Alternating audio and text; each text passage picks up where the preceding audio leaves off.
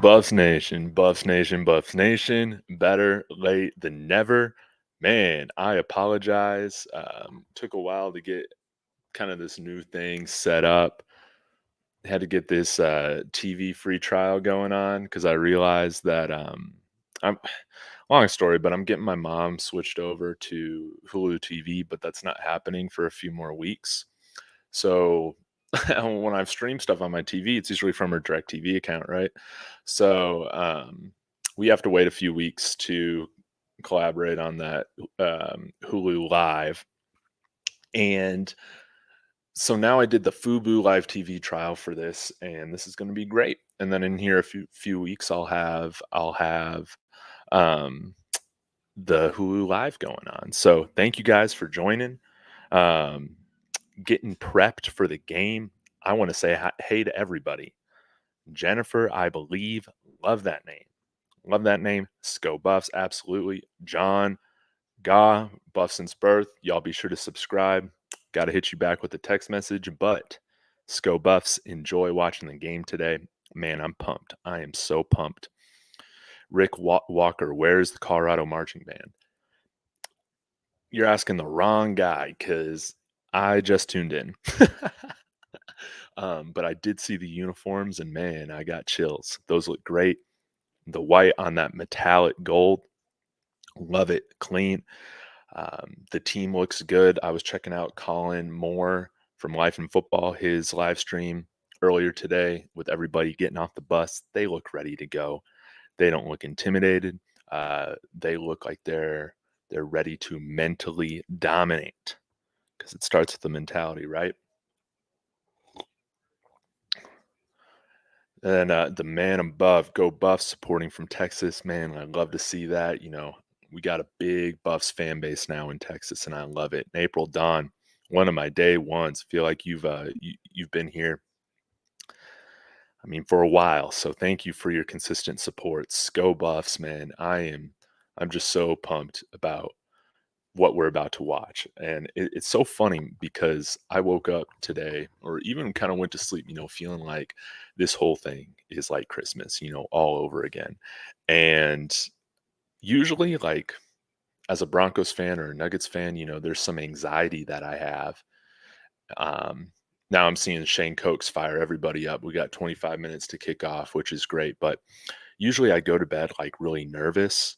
If there's a big game like some of these Nuggets playoff games, man, I swear I had like so much anxiety and all that. And um, I think again, because this goes back to my expectations for the year and just where we're at now, like we're playing with house money. Like pretty much 99% of the results we're going to get on this season is going to be a big improvement over what we've experienced the last few years. And man, I'm just excited to finally watch it. Like we've done so much talking about all of this, and now like we can finally see it be put in action.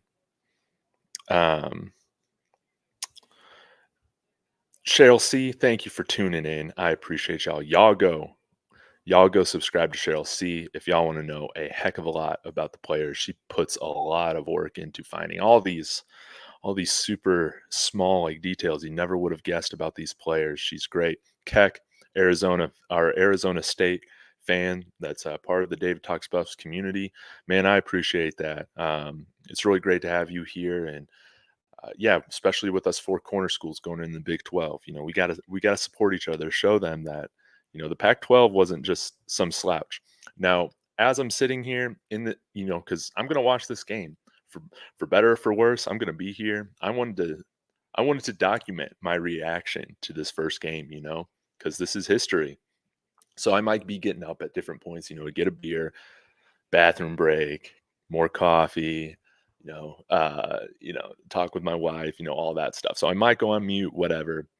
It's just gonna be like watching a game with somebody, y'all right here next to me on the couch, right? QD 322. Unfortunately, I cannot show the game. Hey baby. Unfortunately, I cannot show the game, or else I would be given a copyright strike, and then I can't do live streams for y'all anymore. So I can't do that. Let's see what else we got going on here.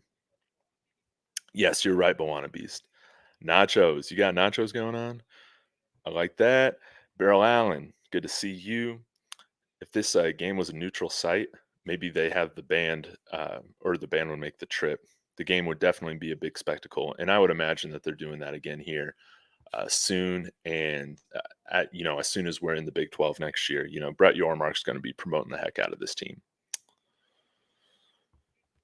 Buff since birth saying, I get to watch the game at JJ Holmes to see you alumni. Man, I love that. That is so cool. Y'all give me. Sorry, my wife's posted me on her Instagram, I think. But y'all give me your game predictions. Of course, I'm going to go with the Buffs, right? And I hadn't really thought about, oh man, y'all go subscribe to Rob the Man Media too. He's been coming out with some really great Buffs videos as well. I know you've been following me on Twitter for a while, but finally got around to checking out your channel. Watched a video yesterday. I loved it, man. So y'all be sure to subscribe to Rob. I'm a big supporter of anybody who is building this Colorado Coach Prime culture we got here on YouTube. Keep up the good work, man. Keep grinding. You're gonna hit 500 in no time, man. CU wins by 7. I think in the No Sco Zones Twitter community, I put 31-24. But I mean, we'll just have to see kind of how all this goes. I'm excited again. I got Colorado on the money line, man. I hope that they win. And if that's the case, we're going to be extra happy today on this channel.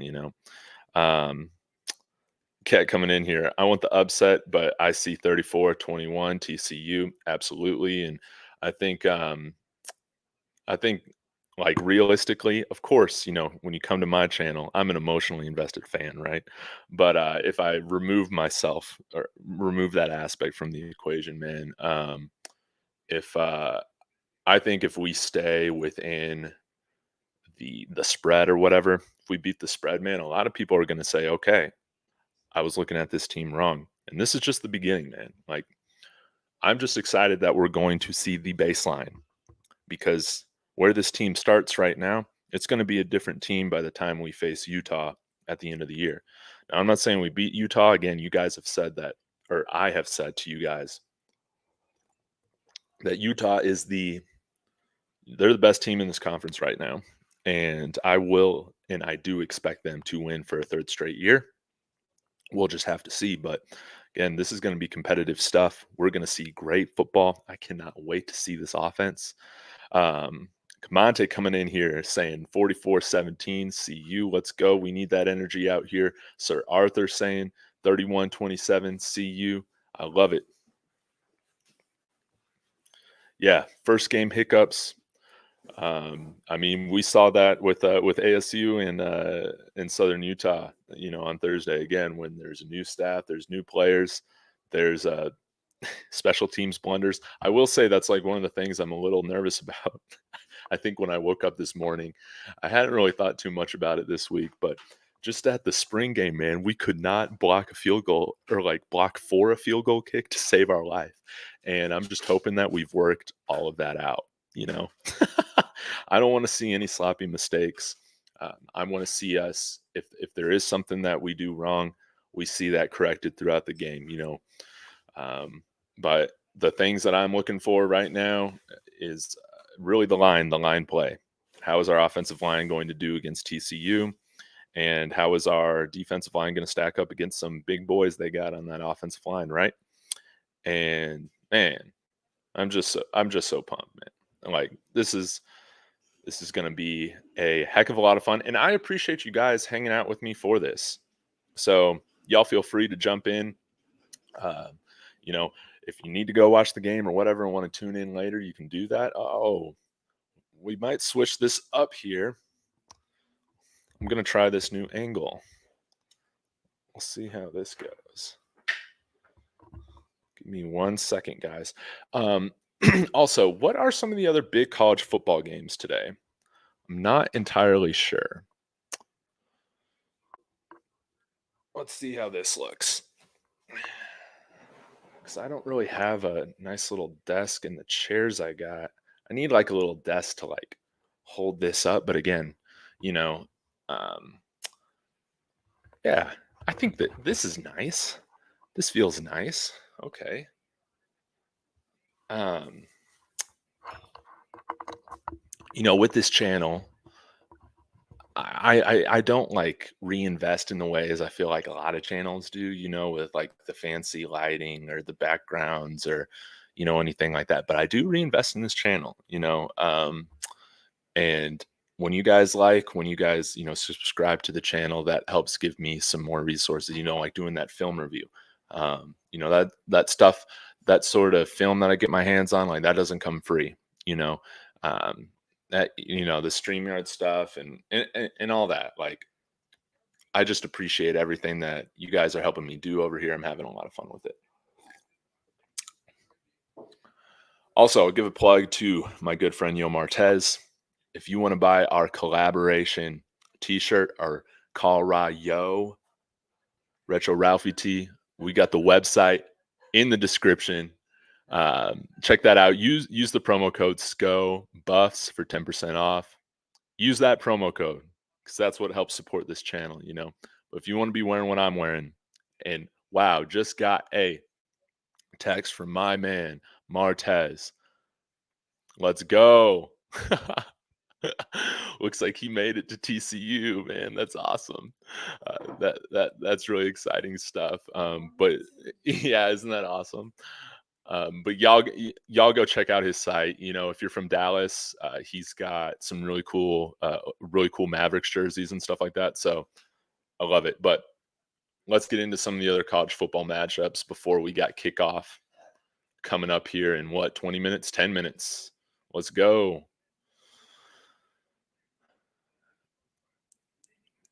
Also, man, this stuff like pisses me off, man, that some of these big time schools just schedule cakewalks. We got Georgia playing UT Martin. Come on, man. Come on. We got USC playing Nevada. We got Alabama playing MTSU. I don't even know. Missouri Tech State? Is that what that stands for? I don't even know what that stands for. Okay, so we got the Battle of the Carolinas. North Carolina versus South Carolina. That's going to be a good one later today. And then late night, Coastal Carolina taking on UCLA. Possible upset alert. Man, you're totally right about that. Yeah, it's right. There's scrimmages. And I think in today's college football, it's so embarrassing, that the SEC is still doing that 8-game scheduling, next year after expansion and all that. That's pathetic. There's no reason for big time Power 5 schools to be scheduling FCS schools ever, or that late in the season, because around Thanksgiving, they always have that FCS week. But I think we should be scheduling, top college football teams should be scheduling group of 5 at the lowest. That's just my take. Let me bring up a few more matchups we got going on here. We got Penn State taking on West Virginia, or I guess that's in Penn State. So that will be a good game. And then shout out to all the Texas Tech fans. I have a good friend of mine out here that is making his way up to Laramie, Wyoming today for the Texas Tech Wyoming game. I love that. Texas Tech, I think, is in for a great year, and they're a team that I enjoy rooting for from my roots in West Texas and the friends that I have that are Red Raiders fans. Even though Patrick Mahomes is from there and he has never lost to my Denver Broncos, I'm still a supporter of Texas Tech. And also where I went for undergrad, Abilene Christian, our head coach, Keith Patterson, was their former defensive coordinator, and he is starting off his second year as head coach there in Abilene, and they got off to a routing against Northern Colorado on Thursday night, which was awesome. So I'm really expecting them to do, to make the FCS playoffs this year. That's what I'm expecting. Prime Sports Media, dude, I woke up this morning and realized when I tried to list everybody out that I've had on my show. I missed you, man. I missed you. So big apologies on my end. Happy game day. We're finally here. Appreciate you, man. Y'all be sure to go check out Prime Sports Media. He gives fantastic breakdowns of the team, of the players. I love the way in which you deliver your points and what you're saying along with the video editing. It's top notch, man. So y'all be sure to go check out Prime Sports Media. Always appreciate your support and encouragement. You're the best, man. You're the best. Let's see here. What else we got going on? What else we got going on? Let me take a look here at some other matchups. Let's start in the Pac 12, since this is the last year we're going to have this conference. Hey, by the way, Pac 12 opponents starting out, or Pac 12 members, we're starting out 4-0, baby. We're starting out 4-0. For as bad as this conference has been the last 15 years, this conference is finishing on a high note, and I love to see that. Let's see. We've got Northern Arizona taking on Arizona. That won't be much of anything. Washington State taking on Colorado State. That will be interesting. I'll have my eye on that. North Texas with a chance to beat Cal. Boise State taking on Washington. Portland State taking on Oregon, and then of course Colorado taking on TCU. Those are some really good matchups. Like a couple of them, Keck, like you brought up, Coastal Carolina, USC. I'll be interested to see how CSU takes on Washington State, and then North Texas taking on Cal. It's all pretty interesting stuff. 10 minutes, baby. All right, Keck, John Elway, in my opinion, best quarterback I've ever seen in person. I watched him flick his wrist and complete a 40-yard pass over his shoulder, running away from the defense. Insane. Yeah, I saw some old highlights of Elway trending on my Twitter feed yesterday, and yeah, it's a bummer that I only have some small memories of him as a child, when the Broncos were winning those back-to-back Super Bowls. But looking back at those highlights, man, like he had an absolute freaking cannon. Even when he was, what was he, 36, 37, 38 when he finished out his career, still throwing bombs. Probably the best quarterback that I have seen live has been Peyton Manning. Saw him win a game at Arrowhead. Yeah, I think that might have been 2015 when they won the Super Bowl. No, it was 2014, I think. And you're right, great baseball player as well. I don't really follow baseball too closely, even though I played it a lot growing up. It's so funny because I think it's like kind of after the whole steroid stuff, the game like changed like so much. And it was really weird for baseball to just go back and villainize all those greats. Cause like I was collecting baseball cards. I still have them like binders worth of basically all these steroid era Hall of Fame level players, Barry Bonds, Mark McGwire.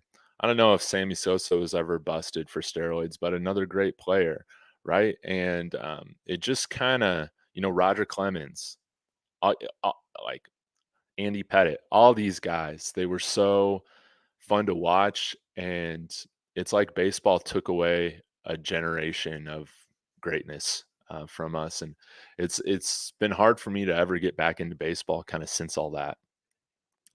And the steroids and whatever, who cares, man? Who cares? I enjoyed watching that. It wasn't technically legal or illegal at the time these players were using it, and they were villainized and criminalized and punished. None of them are in the Hall of Fame.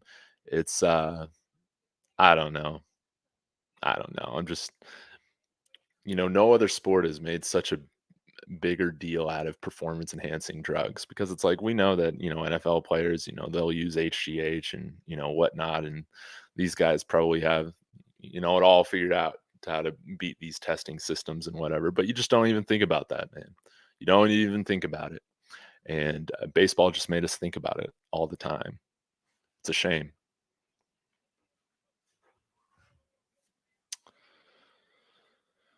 Let's see. Al Love just dropping by to say, hey, it's time. It's game time. We're coming. We're here. Absolutely. We're finally here. And again, we've been talking about this team. You guys been talking with me since February, and we're finally here. We got through the low points of the off season. I mean, getting through the summer, man, was hard, even with all of that footage that we had to go off of, from the different media teams, man. sometimes it can be a challenge. You know, getting on here multiple times a week, having real things to talk about with you guys, and I just appreciate y'all sticking with me. It really means a lot. William Beck, I'm not sure what you shared, but maybe it's like a meme. I don't know. But I probably, now that I'm thinking about this, I probably need to like increase the amount of moderators that I have on my channel because it is the season. So if y'all know how to do that, let me know. All right. How do I add more moderators? All right, I'm gonna add a few of y'all since y'all are awesome.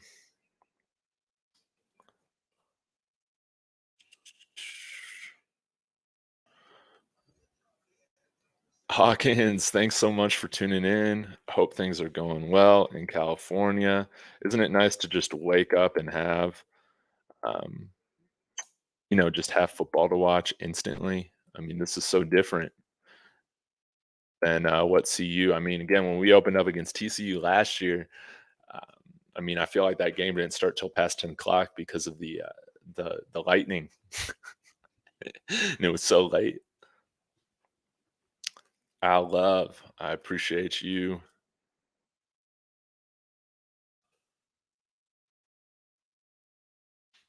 Dude, I don't know how to add these guys. Actually, you know what I can do? I can come on my phone and make you guys that are hanging out with me, some of y'all moderators. Because, I mean, we've done a great job here, creating a good culture here on David Talks Buffs. And I want that to remain. No matter what happens, we'll be able to have a good time. And people aren't saying crazy, offensive, or, racist things. We're not gonna have that.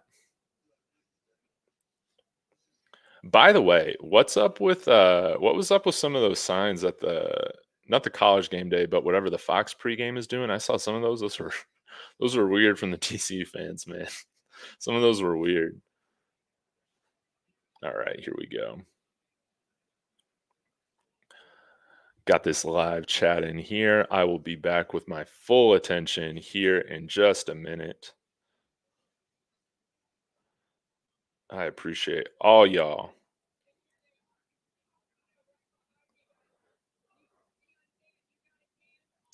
See Al Love coming in here. And yeah, I'm just making y'all moderators in case y'all see any crazy stuff on here because I won't always have the attention. But man, look at those sunglasses. I love to see that. I love the fact that we're embracing the personality of our coach. It's wonderful stuff. It's wonderful stuff. Some people think it's not right. They just don't understand. Let's see here. Yeah, we're 20.5 point underdogs. Now we're getting the runouts. Love to see this. Beryl Allen, I'll add you. Bawana Beast. We got you in here. Man, y'all are just great. All right, I think we're set.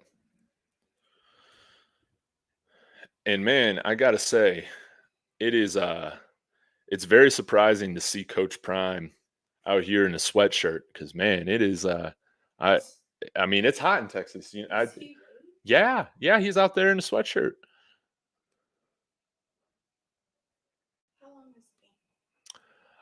We'll probably go like 2.5 hours or so. That's what I'm thinking. Unless we get overtime.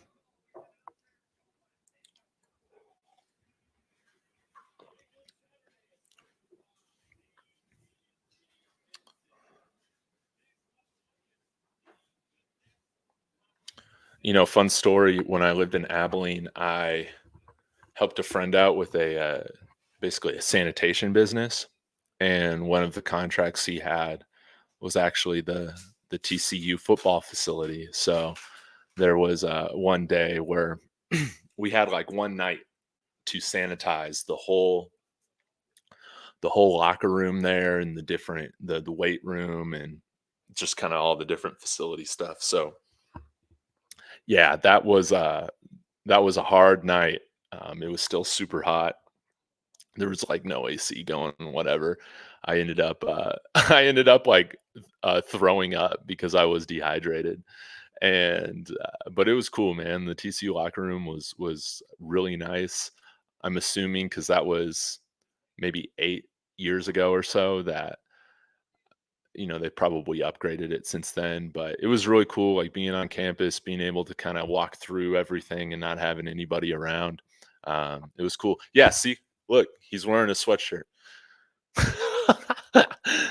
I could never. But this is the first time that we've seen CU wear gold, metallic gold on their uniforms. We've usually just seen, the normal gold, but now we see a shiny gold and it's beautiful. It gave me chills. And I can't wait to see the other uniform combinations throughout the year. This is something that I mean, with all the different changes, you lose sight of like these little things like that. Like, man, we're gonna have some really cool uniforms to check out. It's gonna be really fun. So, man, I'm ready for kickoff. I'm ready to see how Chandler Morris does in his 2 seasons at TCU. 66% completion percentage, 4 TDs, no interceptions. Didn't do too much against us last year, but again got injured about halfway through. And like I have said, there's no shame in stacking the box right now and making a quarterback, even though he's talented, Chandler Morris, not a lot of experience. If TCU is going to win, he has to be the reason why. I don't want it to be because they're just running it down our throats, right? Like I can live with a quarterback balling out, right? What I can't live with is just getting physically dominated. But man, Coach Prime better be wearing that deodorant with that sweatshirt on. Yeah, maybe. I don't know. I just don't like the heat, man. There's a reason why I like living out here. I sweat a lot less. I sweat a lot less, especially in San Antonio.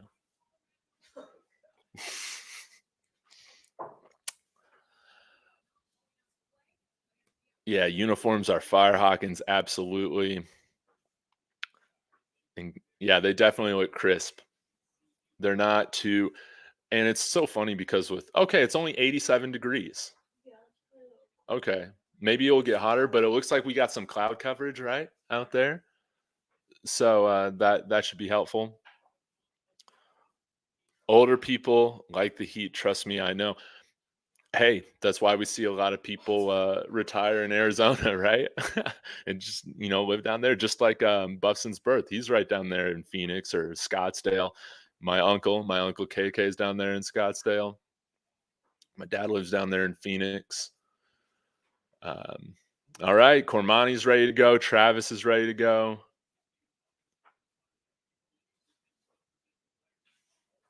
Man, those shades just look so awesome. I need a pair. You don't need to be nervous. This is just, I mean, it's all entertainment. This is just going to be fun. But again, I appreciate everybody that's tuning in to watch along, with me. Be sure to hit that like. That'll help spread this out to other Buffs fans that are looking for a watch party, right? But here we go.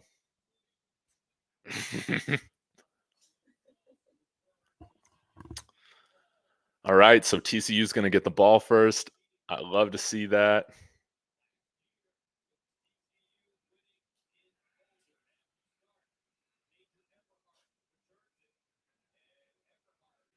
All right, let's get this guy down. Let's go.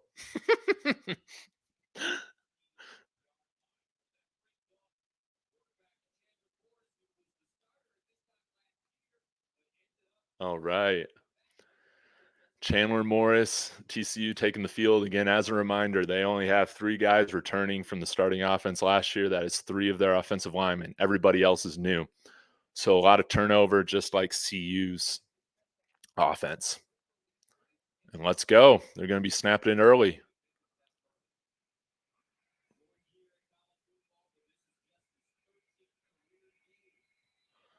And all right, gain of 1.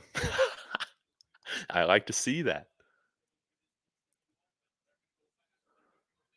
Oh, yeah, they're bringing it up. They're gonna test our conditioning from the get-go. And nice tackle right there. And we got a 3rd and 3. Let's see how fast they snap it.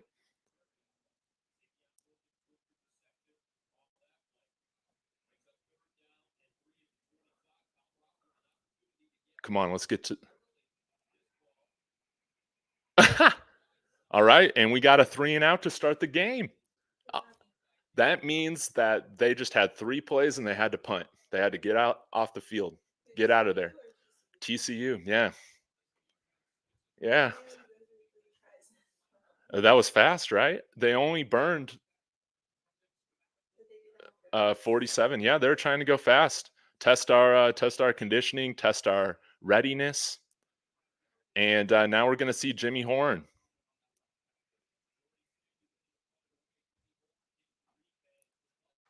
Fair catch. Let's go. All right.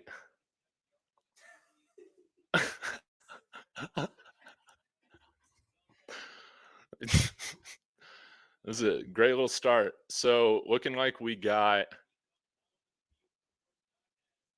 it looks like we do got the 2 JUCO guys starting at guard, Wiley and BB.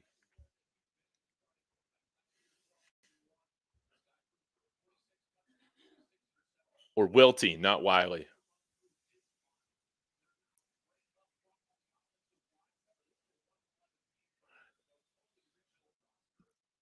They're going to be better on the offensive line than we were last year, at least. Dylan Edwards there in the backfield. Yes, let's get that speed out of there. Let's go.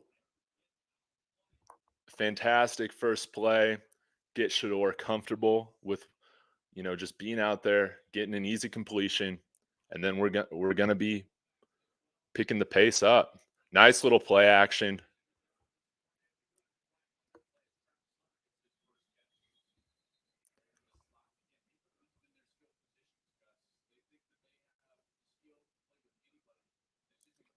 We got a flag on the play.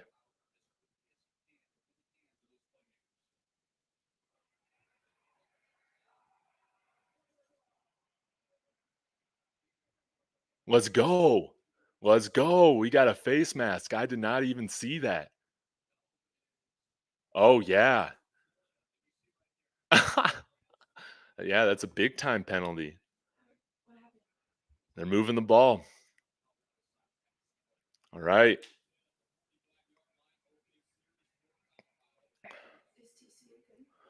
They were in the national championship last year.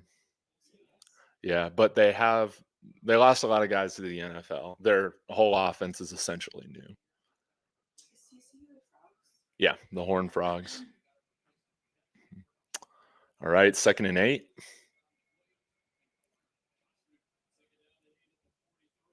Looks like we're going to change the play up here.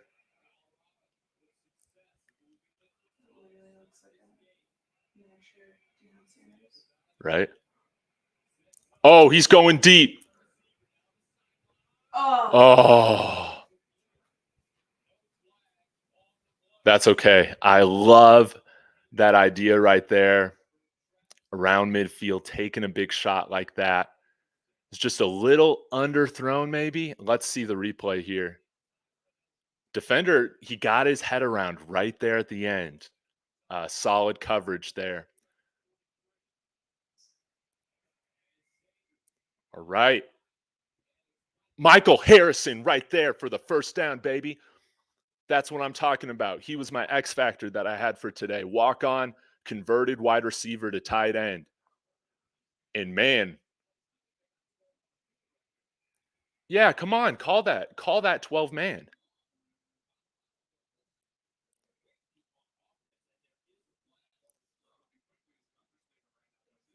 We're moving fast. And you could compare with how TCU was moving with what we're doing. We're at a whole nother gear, a whole nother level. Illegal substitution. Hey, I know that this is a small critique. I hate the big noon scoreboard right there on I hate how the logo it's just too big. I don't like that. The logos aren't level. Man, I love that. 1st and 5, baby. Let's freaking go. Let's go. Sonny Dice is pissed. You got to keep up. All right. I want to see us get a nice run. But man, Dylan Edwards right there. Oh. Oh, shoot.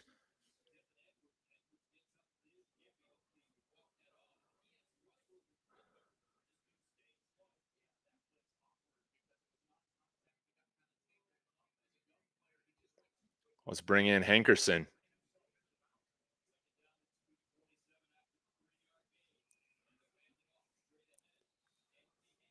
Let's go. Well, my good friends Alex is tuning in. Yeah, again, got 65 on the money line, so I will be 500 richer if the Buffs pull off the upset. Let's go. And we're right here, right outside the red zone. Where's the red zone? The 25 in. I always forget. Nice little pitch and catch. And Travis Hunter, man, breaking a tackle, yards after catch, yards after contact right there. We got a 2nd and 1, baby.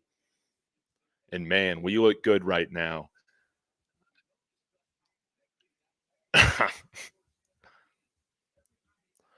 Again, TCU, they haven't really had much, film to go off of. You could look at what we were doing at Jackson State, what we were doing at Kent State, but no direct film. We got a back shoulder throw, some contact there, but that kind of looked a little uncatchable, I think, out to Xavier Weaver. But again, I love the shot right there. Yeah, Josh Newton right there. They're All-American. Good coverage right there.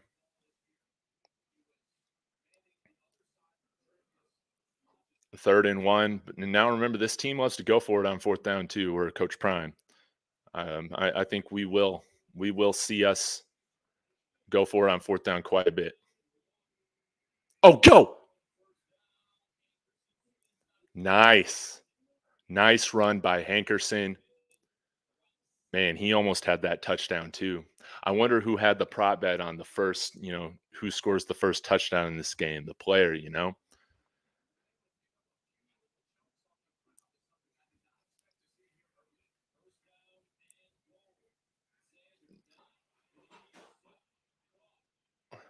Okay.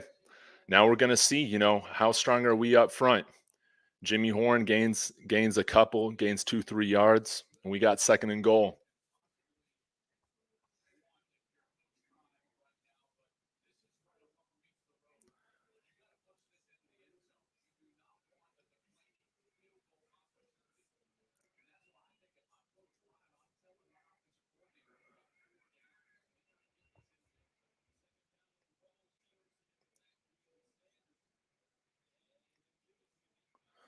Yeah, again, man, TCU did a great job there of dominating that line of scrimmage on that play. We got a 3rd and goal from about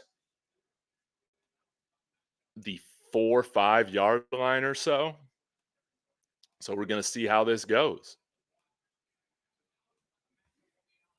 3rd and goal. Looks like we got a back replacement coming in here. Looks like Dylan Edwards is back in there. That's great. Got Jimmy Horn in the slot. Travis Hunter spread out left. And easy to Dylan Edwards. The first touchdown of the game goes to the true freshman running back that we have. Wow. Let's go. Yeah, we're up 7-0. We were 20.5 dogs. TCU was favored to win by 20 points, and we're up 7-0. Owning the time of possession. Yes. And now we put the pressure on. But on that drive, and what kind of extra point field goal is that? All right. Um, no, it's just a weird formation, but Mata comes in there, nails it. He's one of one. And man, what a way to get your confidence. We belong. Absolutely. We're here, baby. We are here. We're coming. All right. Let's get to the comments. Let's go. We're up 7-0. Love to see that. We force a 3-and-out on defense, and then we just drive down the field methodically with what, 2 third-down conversions? Michael Harrison with a big third-down conversion. We had, of course, Dylan Edwards with a third-down touchdown catch. Again, he's going to be such an important weapon. He's going to be like Alvin Kamara in this offense. And man, I'm surprised that, I mean, we're already seeing that skill set just put on display. 12 plays, Grouch coming in here. Zeno says, no effing joke, excuse my language. Absolutely. Talk, well, whatever, man. Talk your shit, right? Talk your shit. We're up 7-0, man. This is awesome. Could not ask for a better start, man. The offense was clicking, and this is what I said in my preview earlier on. It's going to be about which new offense can click first. We got the momentum. TCU should be feeling the pressure because coming into this game, y'all might be thinking that we have a bunch of pressure on us. No. Again, like I've said, we're playing with house money. We are playing with house money this year. And when TCU coming in as 20-point favorites or whatever they were, they had all the pressure coming in here to make sure that, they took care of business. And now we're going to have to see, can they punch back? Do they have that championship counter, that we saw from them display so much last year? And man, 12 play perfection. You are right. The tempo was amazing. And you saw how fast that hurry up was. It was on another gear compared to the Horned Frogs. Yeah, when the TCU QB threw it out of bounds on that 3rd and 3, I knew it was over. No willpower. Yeah. Again, we got to make this quarterback that doesn't have a ton of playing experience yet. He has to be the reason that TCU wins if they're going to win. But man, amazing, amazing, amazing start. And now we got to start building. We got to start building on this momentum. Now it's the defense's turn again to hold up their end of the bargain.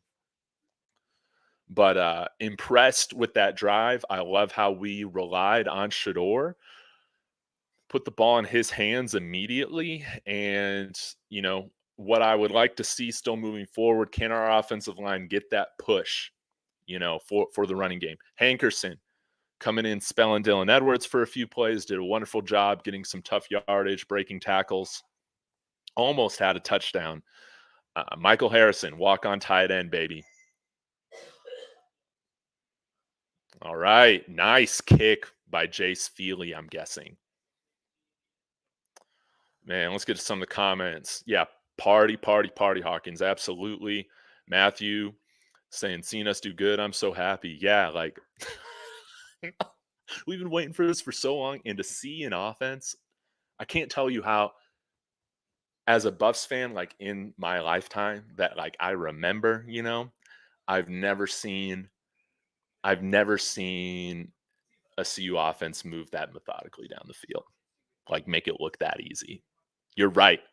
Katana, number 2, definitely looks comfortable back there. All right, screenplay, and look at that. Look at that. We got 5 guys right there. Miles Slusher, Leonard Payne Jr., Omarion Cooper's out there. Let's go. And they're moving fast too. All right. We're not scared. All right, Amani Bailey with a big run. Great run. Question, why do you think everyone talks down on Prime for the poor old players leaving, but never speak on the old coaches? Yeah, that didn't take anyone with them. Absolutely. It's just because Prime, brings attention on himself for being a celebrity. Oh! And Chandler Morris, man. Throwing it deep, and Hunter with good coverage there. And we got a 2nd down and 10. Let's see if they hurry it up.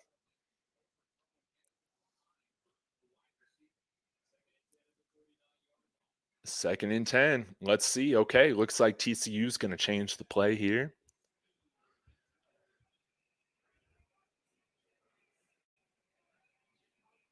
Oh, a nice play action. They had me fooled too on that.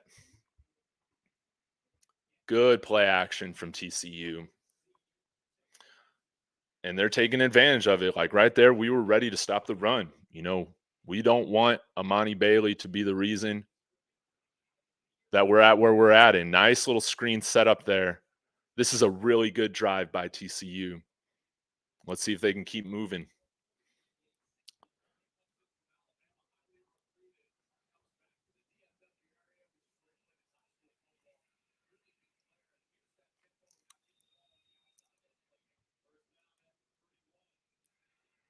Oh, wow. Big time catch by Thompson, one of their big wide receivers. I can't remember if he's the 6'3" guy or the 6'5" guy, but they got some big boys there. All right, good. Finally get a short yardage stop right there. Let's get reset. Yeah, Kendall Briles, their offensive coordinator. Substitutions.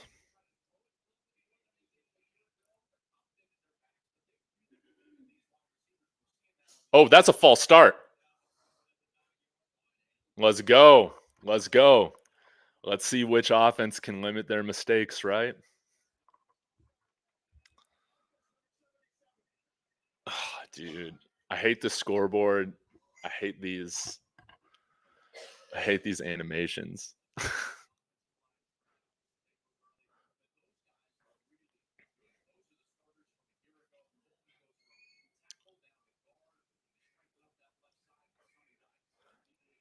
All right, we got 2nd and 12 here. Oh, interception! Let's go! Let's go! Trevor Woods, one of the 4 starting returning buffs from the team last year, coming up with a big interception. Yes, let's go. Right, that's right. We're coming. Look at that interception. Did not even see him. Are you kidding me? Yeah. Let's go. Let's go. Way to take back momentum. Man, let's go. Let's go. Let's go. Let's go. Trevor Woods, Prime Sports Media. I appreciate you tuning in with me. That's right. We are coming.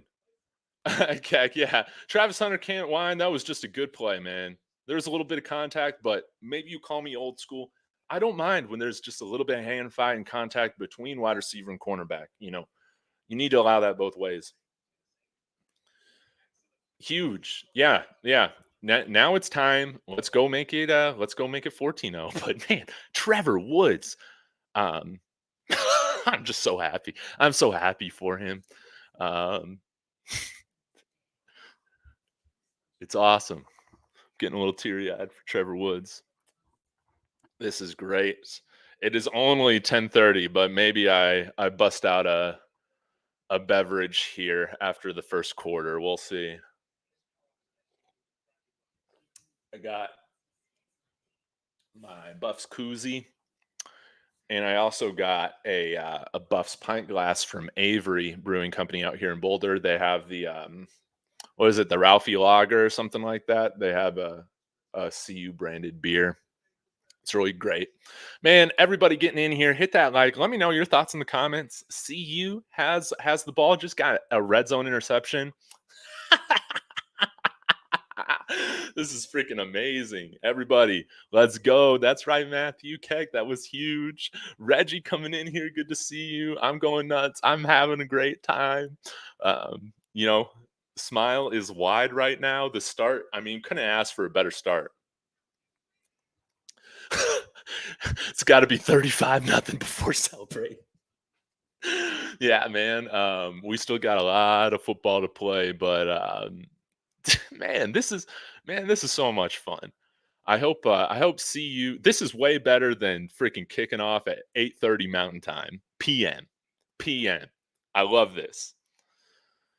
A lot of time left, and let's see if we can establish a little bit more of a run game on this drive. That's what I would like to see because TCU did have some very solid stops with our running game. Yeah, this is the last time you're going to see a graphic like this. Well, I guess this year they'll probably be showing how bad we were last year, you know. And 68 new scholarship players, man. I love it. I love it. I love it.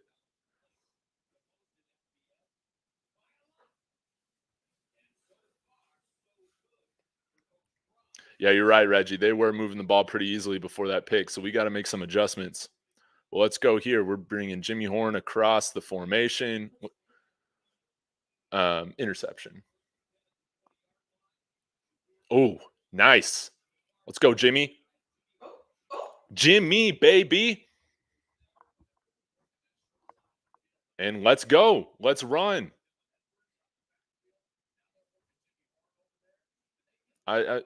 Just like we've been saying, they got a lot of wide receivers that provide some issues. I mean, look at the space down low with that slot.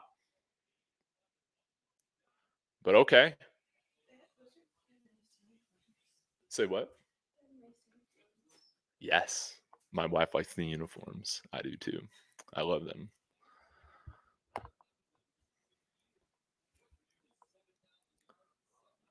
All right, let's go. Xavier Weaver coming in with a catch, and we got a third down. Let's see what we can do here. Let's be money on third down. Okay, we got Hankerson in there.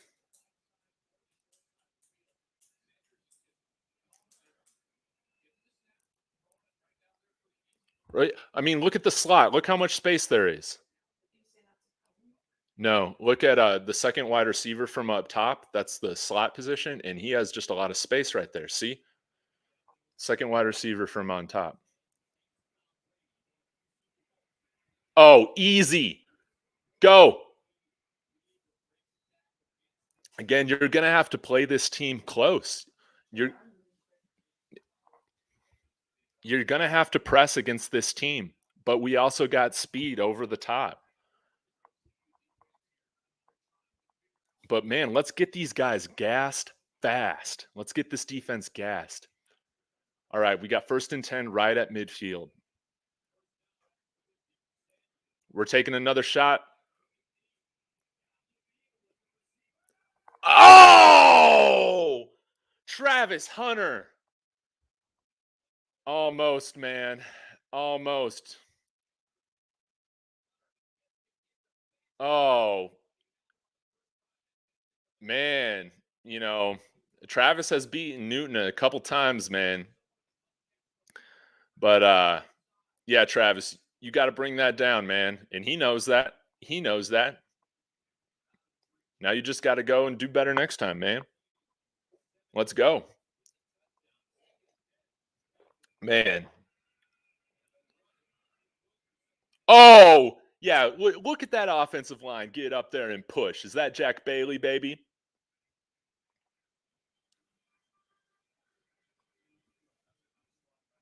Or yeah, Jack Bailey. No, he is the Kent State guy. Why was I saying he was the JUCO guy? Let's go for it.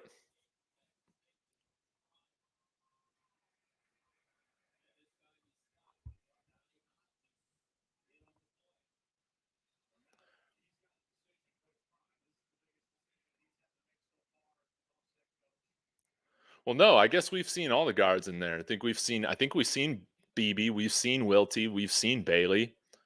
All right, we got a 4th and 2 here. And I like the aggressiveness.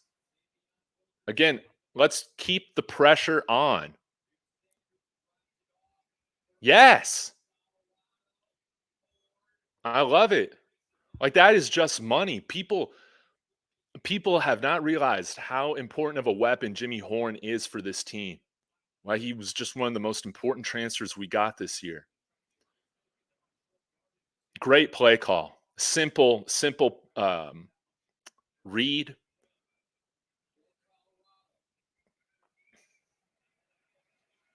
Oh, a little bit of a little miscommunication, or hey, good to see Savion Wilkerson in the game. A guy that, um, he has that trust, that chemistry with Shador, having played with him at Jackson State. Now we got Dylan Edwards coming back in. I love the rotation. And let's get this TCU defense, man. Let's get them gassed early.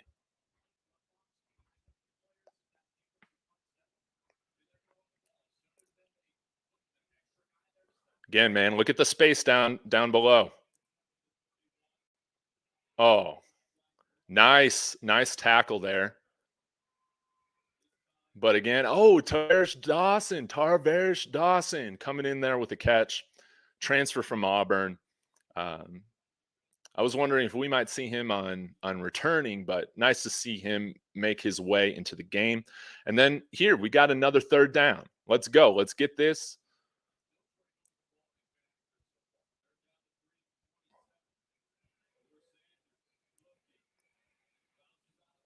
Throw it away. Ah, man. With Shador, that is you just wish you would have thrown it away right there. Now he's talking with Dawson. It's looking like they. All right, we got Jace Feely coming out here for a field goal. So let's see how this goes, son of Jay Feely. And I am worried about the kicking, but let's see how this goes. We got a 49-yard attempt. Man.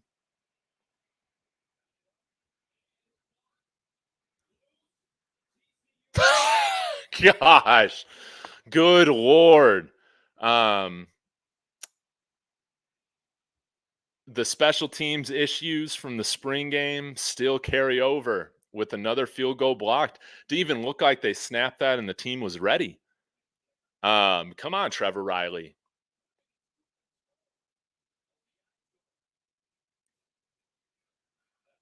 Who's player 90 without a nameplate on his jersey? All right, let's go. No SCO Zone tuning in here. Thank you for tuning in. Prime Sports Media. Yeah, that was not good. It couldn't have looked any worse right there. And this is what we're talking about with this team. There's going to be things where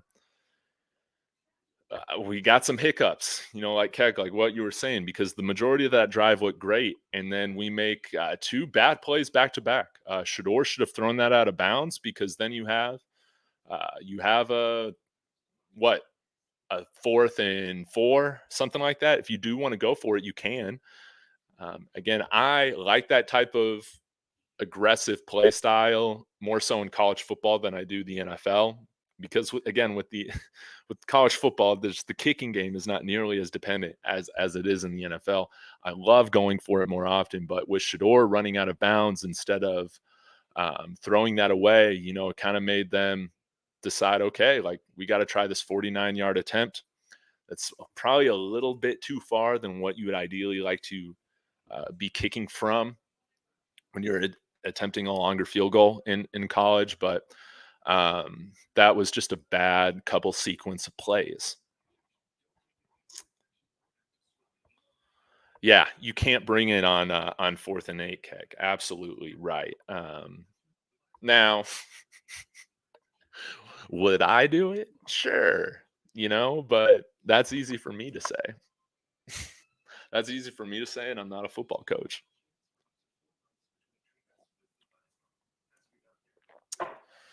Oh, man. Yes, and this answers the question, that I brought up in the pregame portion of this. Can the team block correctly for a field goal? At least we got the extra point down, right? But that is frustrating to see that happen yet again. and where we were just we were dominated on that right side of that block. All right, gonna check if I can talk my text messages very quickly. Let me see here.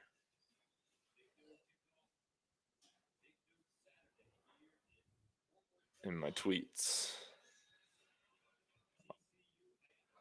Oh, yeah, that was a weird play to start. What's up with these commercial breaks? They're like ending early. They're not ready for when the play is starting.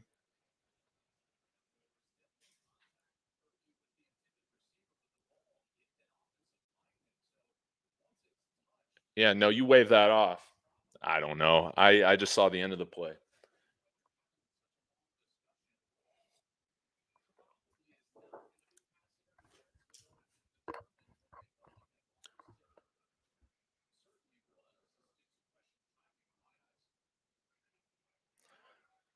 So does a block field goal count as a turnover, like statistically?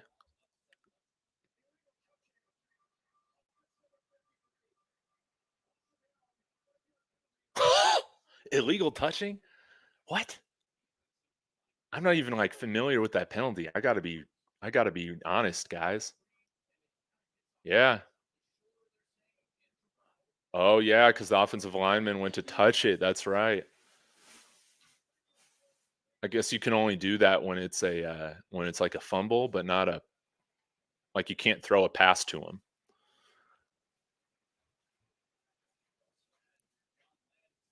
So I mean that's big. Loss it down and an official review. Okay, so we got. I mean we've both lost points. We've lost 3 on the blocked field goal, possibly, and they've lost possibly 7 on the interception by Trevor Woods. Man, this is what I want, man. I want to see us in a dogfight. I want to see after we make a mistake like that, how we respond. Okay, feel good about um, that first play right there because looks like we got some pressure. And I mean, that should be, I don't exactly know what they're reviewing. I didn't really catch it, but it looks like an illegal touch because the offensive lineman, like he caught the ball, right? So overall, awesome start right now for the Buffs. Um, leading through almost one quarter. I love it. New Avenue, what's up? We're here. This has been great. You're absolutely right. Shador's killing it. He just made one mistake. He just made one mistake. He threw it out of bounds. He was probably just, antsy to make a play. Um, Dave, I'm talking like a coach or something. Absolutely right. I mean, I've never done anything like this before. So we'll see kind of, how all this goes. But yeah, as you can tell, I'm totally emotionally invested in this. And man, Shador's he's been kicking ass, man. He's been doing great. He just had that one mistake right now, and I'm confident, he'll learn from that. Get it out early. Get the mistakes out early because we're going to need to be playing crisp football, especially in the second half. See what kind of adjustments both teams make.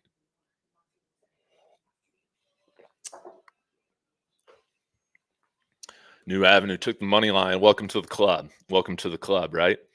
I wonder what the odds have switched to now, having been through one quarter. Let me see here.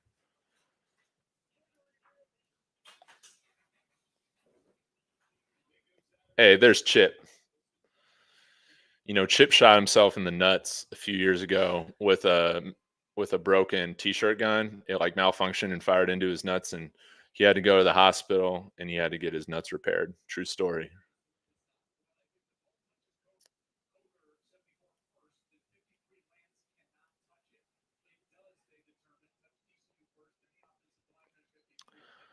Yeah, Eric Morris, you're right. This is not last year's Buffalo's team. Man, this has been so much better, even with the some of the mistakes that we've made. Let's get some pressure. And a nice pass completion there from Chandler Morris, standing in the pocket, taking the hit. I think he was hit. And TCU's got the first down.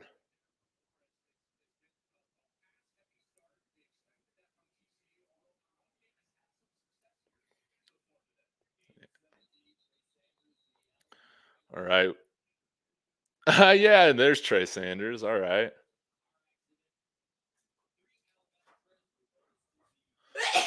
Bless you. All right. 2nd and 7. We got a run option and just great play there by Marvin Ham. CU, one of the 4 starters from last year, or returning players that is starting this year. And we got a 3rd down and long. Let's go, Buffs. Kyrie Mann's there, going to rush the passer. They're spreading out. Trey Sanders, and he's got all the time in the world. And really solid play there from TCU. I'm curious how 16 got open. And then we got the end of the quarter.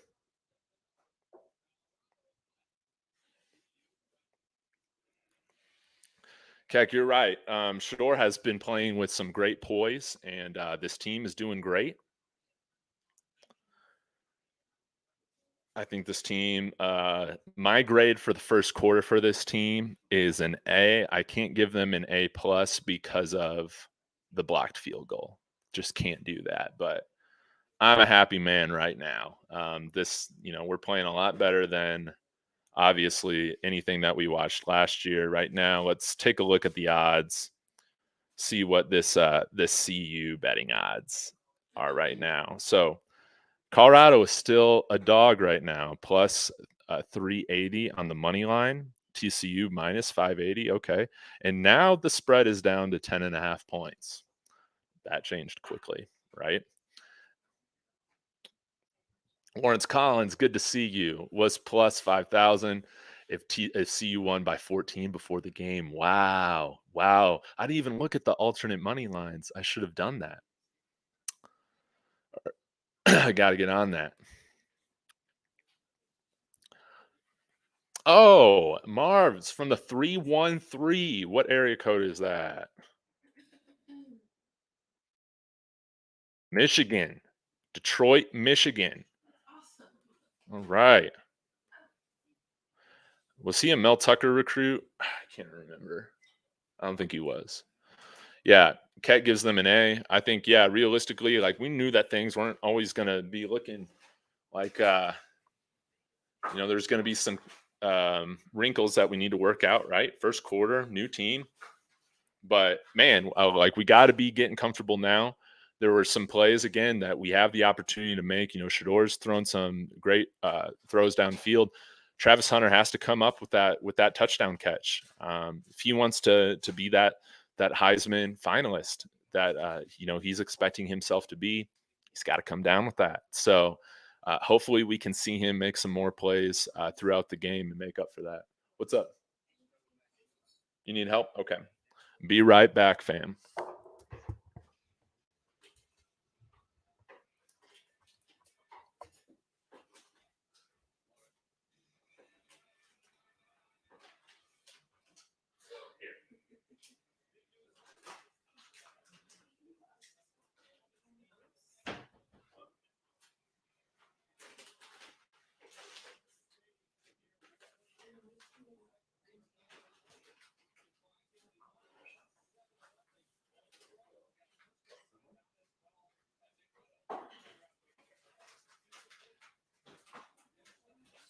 All right.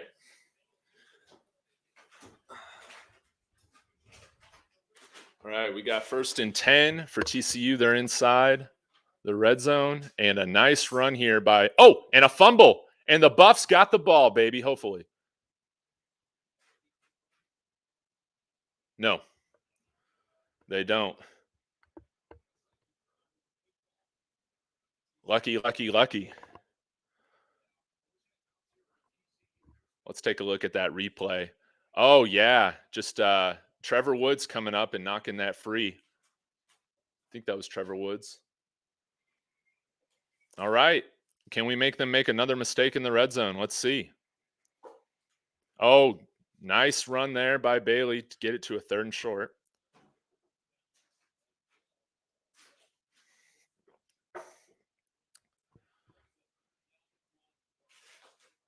Got trips to the left. Watch that tight end on the, and we got a timeout. I like that.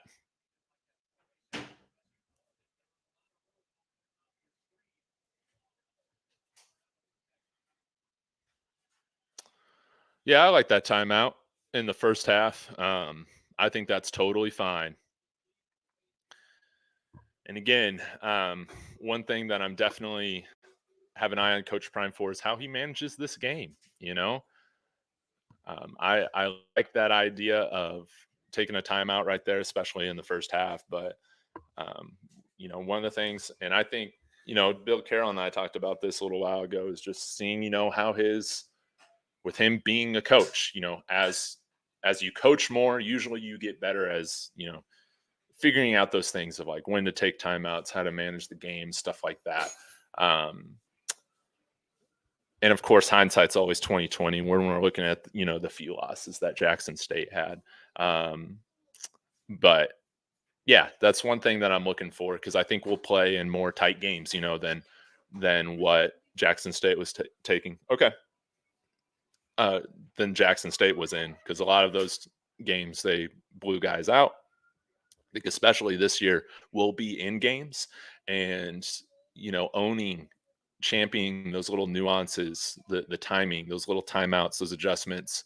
They're going to be more seen, which is great.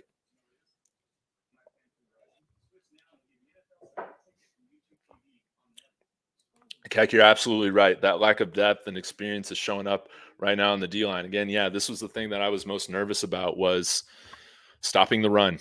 And they got some big boys on that line. We're not getting the push right now up front. And yeah, we'll just have to see. We'll have to see if we can change things up or maybe devote more bodies to the run. But it seems like even some of these option plays, they're we're not in the backfield enough to where they got some holes to run through, even if they're kind of handing that ball off a little late. But we'll just have to see. Um, oh, there was something else I was going to check on here. I was going to check on the alternate lines. We'll just have to see here.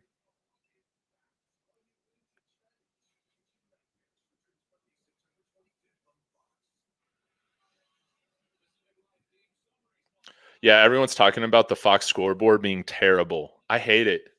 It's gimmicky. It feels like it's meant for Nickelodeon. Chandler Morris, man, 7 of 11. He had that bad field or that bad interception in the red zone, but other than that, has played really well. And Shador, 12 of 15. That's awesome. But again, I want Chandler Morris to beat us. I don't want this run game to beat us. Oh, and that was just a nice that was a nice run play from TCU. They were able to seal off the edge and get the touchdown, and you can't draw it up any better than that, right? 7-7 now. Let's go. Let's bounce back. I'm trying to look. Do you guys know who was on the edge right there for CU? Oh, that was just a good block by 68, Kyrie Mans.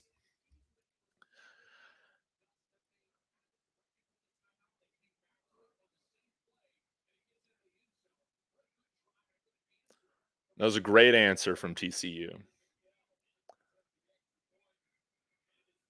All right, we got a 7-7 ball game here.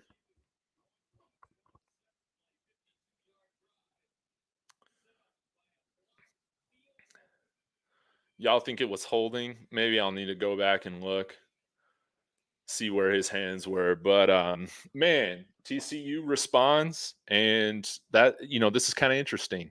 Um, we didn't get points off of their turnover, but they come back and get 7 off of our turnover. Now let's go and respond. Again, I'm kind of looking at this like a boxing matchup. We're coming in as the underdog. We hit a nice kind of straight right, and TCU has responded. They came back with some counters of their own, and now we got to see if we're going to respond, after getting punched in the mouth a little bit. So let's see. Let's see.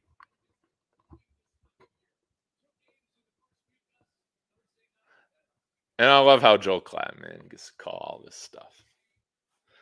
And, they'll be here in Boulder next week to take on Nebraska. I mean, right now, looking ahead to that, you got to feel good about what you've seen from the Buffs so far. But you know what Nebraska's going to do, especially with Jeff Sims, man. We're going to be facing an old school smash mouth running attack, and we got to make sure that we devote bodies to the run and get this run stopped.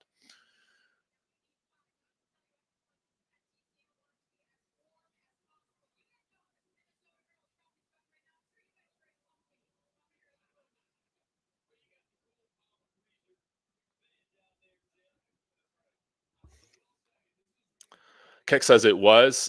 Oh, it was holding. Let's see what CU does in response. It's gut check time. Yeah, absolutely. Man, we need Shane Cokes, we need Bishop Thomas to show up, we need Leonard Payne, all that. Well, let's see the offense. Get rid of it, Shador. Get rid of it. Okay.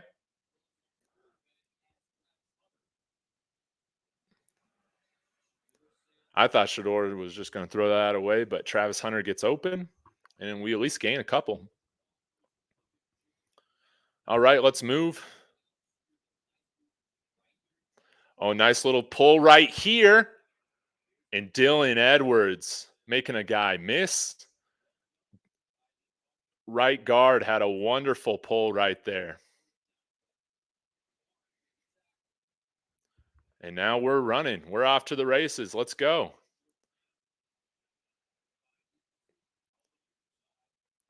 And I like these quick pitch and catches, man. I have no qualms with that. Get the ball out fast, get people just, reacting, not thinking a ton.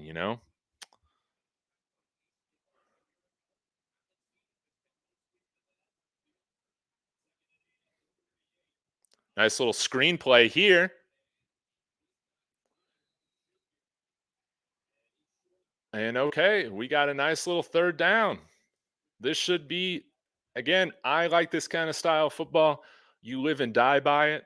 But I think our offense right now is the unit we need to depend on. This is 4 down territory, man. Well, maybe. I thought we were more like midfield.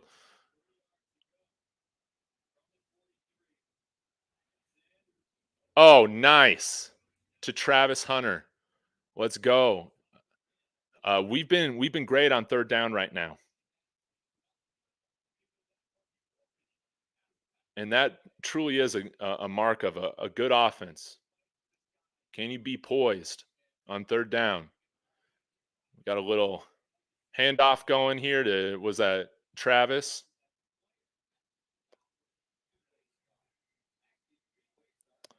Travis looks like he got a little nicked up there. And he cramping. Yeah, let's see. Maybe we incorporate some Javon Antonio in here, right?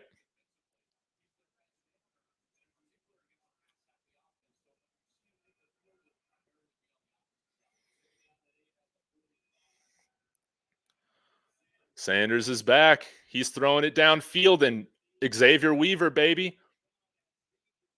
Let's go.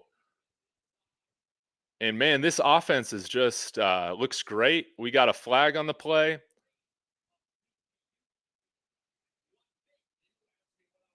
No flag on the play.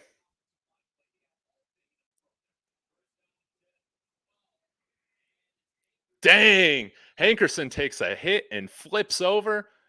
And we got a 2nd and 3. 2nd and 5. Okay. That was a nice little run play right there by Hank. We haven't seen any smoke yet. Hopefully we do.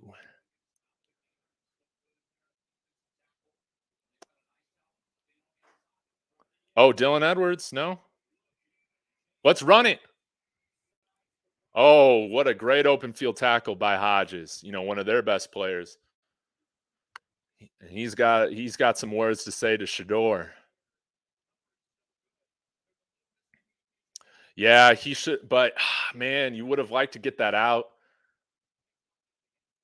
I think that might have been Dawson that was right over there. I think Shador was expecting him to block. And we got a nice little 3rd and 5 here. Let's see if we can keep the 3rd down conversions going here. We got a 4 wide. Got a blitz. That's interference, but oh my God, he comes down with the touchdown. Holy moly. What a catch. What a catch. Oh my God. He burned him again, but this time he responds, and you love to see that. He responds to dropping the touchdown earlier.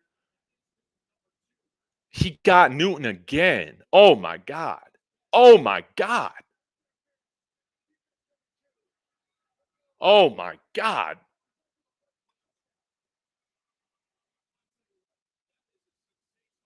And I love the fact that college football is just 1 foot in.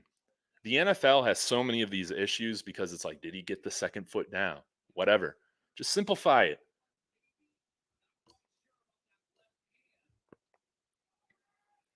Oh my God.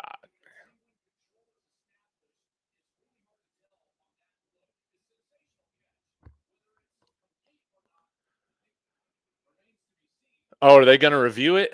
If so, it's a game of inches. We'll see. Dang, he did not get control. Man, that is just too bad, man. But it's pass interference, so we'll get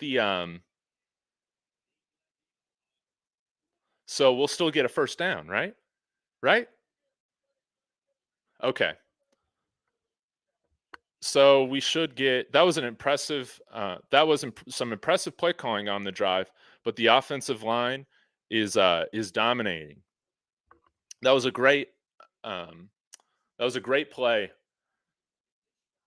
by Travis Hunter, man. But yeah, didn't come down with it. They'll take it away, but guys, we will get the pass interference call then, right? Because then that will be accepted.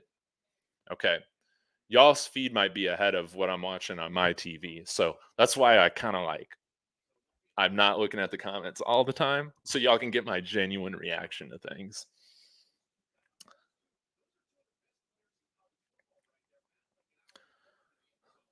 But even to draw that pass interference, on for Travis, great job. We're making Newton work. We're putting him to work, right?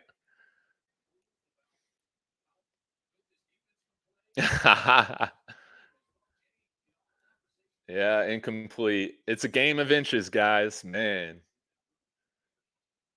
Okay, well, let's get the guys back on the field. I mean, if we know it's incomplete, man, the guys upstairs probably do too. Let's get this stuff rolling, man. Or are they still looking at the play? Yeah, Chris Cobb definitely run the ball. Yeah, let's get Smoke in there. Our big boy. But yeah, give Travis some rest. Give that defense, some more rest, man. Right? Um, but I want to go back to this, man. I love these uniforms. The metallic gold is something we've never seen before, and man, it looks great. And I love the fact that I like a lot of Oregon's uniform combinations, but their numbers are just always too big. They take up the entire jersey, and I've never understood why they do that. It doesn't look like aesthetically pleasing, to my eye.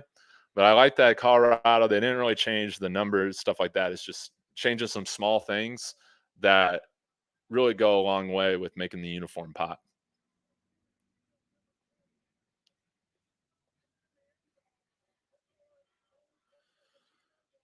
2 yard line. Okay. We got the ball at the 2 yard line. And does the D on Travis Hunter's jersey mean like defensive captain or something?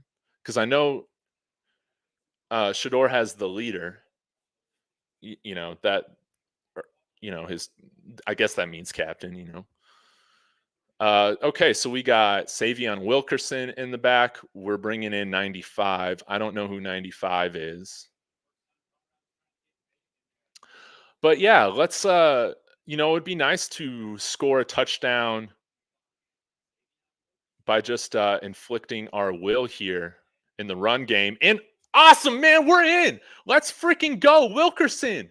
Let's go. Let's go. Good on Sy'veon Wilkerson, man. Great job blocking up front. Oh, 95. Was that Bishop Thomas, baby? Oh my God. Bishop Thomas, one of David Talks Buffs, my guys. Let's go. Let's go, Bishop Thomas. Let's go. I love it. I love it, man. Dude, let's just put Bishop Thomas in on offense too, man. More often, right? Bishop Thomas, man. Oh, he destroyed Hodges, man. Yeah, we got to see that Bishop Thomas on the offensive line now, right? Or on the TCU offensive line, give it to him like that, man. But what a way to take back momentum, right, guys? What a block! That was just badass, smash mouth football. Yeah, new avenue. You're right. They got to get a sack, but we're showing that we can score with some different styles, which is pretty cool. And man, Travis has been close a couple times to getting a touchdown. We'll see if he gets another chance. I'd like them to still go after Newton, man. Let's break his will. So, man, up 14-7. Let's go ahead and check and look at the lines, see how that's all changed. I got my friends that are texting me, taking screenshots of this live stream. Um, I'm having a lot of fun doing this, guys. Bishop with the nose ring, Bull Thomas, box office Bull Thomas. That's what we'll call him. Man, this is just so fun. That will demoralize the defense in addition to wearing them down in the fourth quarter. Absolutely. And I like how we have these long sustaining drives going to keep our defense fresh because this rotation right now is limited, and we can see, like I said, man, I'm glad that we are not playing in the Big 12 this year.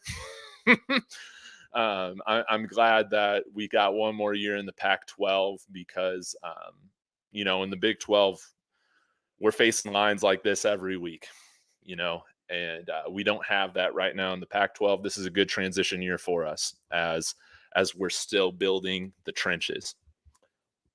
Speaking of the trenches, let me give a shout out to our 2024 commit, solid as a rock, Talon Chandler. I mean, that guy's been balling out, laying out pancakes every drive. It looks like from what I've seen on Twitter, coming in here, he might play center or guard. He'll be an interior lineman. They want him to play center.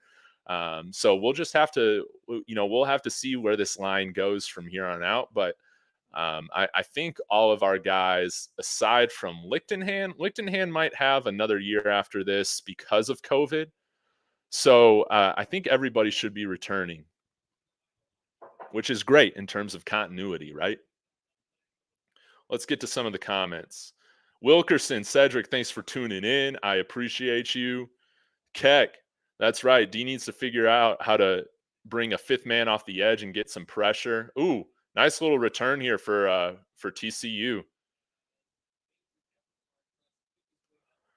This game is absolutely crazy, Hawkins. This was what I was wanting to see. Us play some competitive football, for us to punch, for us to dictate. And that's what we're doing right now. Let's see how we do now. Go Buffs, man.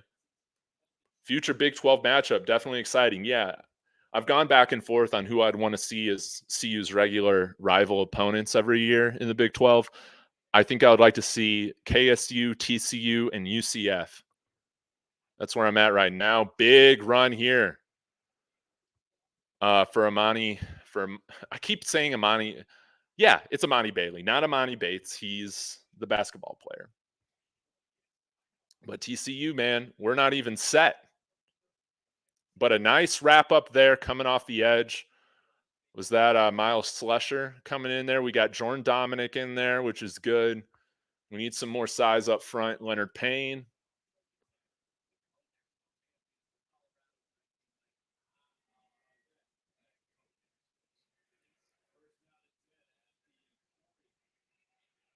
All right, they're going empty.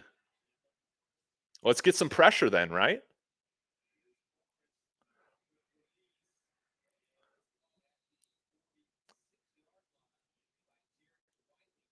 Jared Wiley. Yeah, he's had some nice catches tonight already, or today. And we got a false start.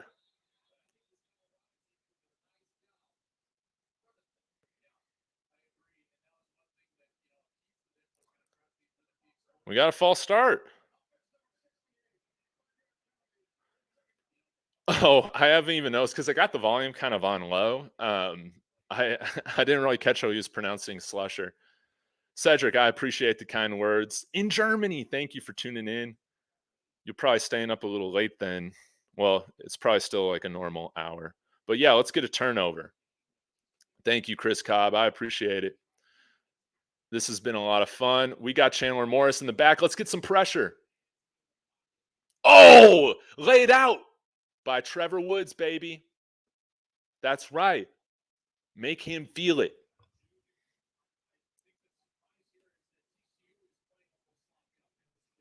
Yeah.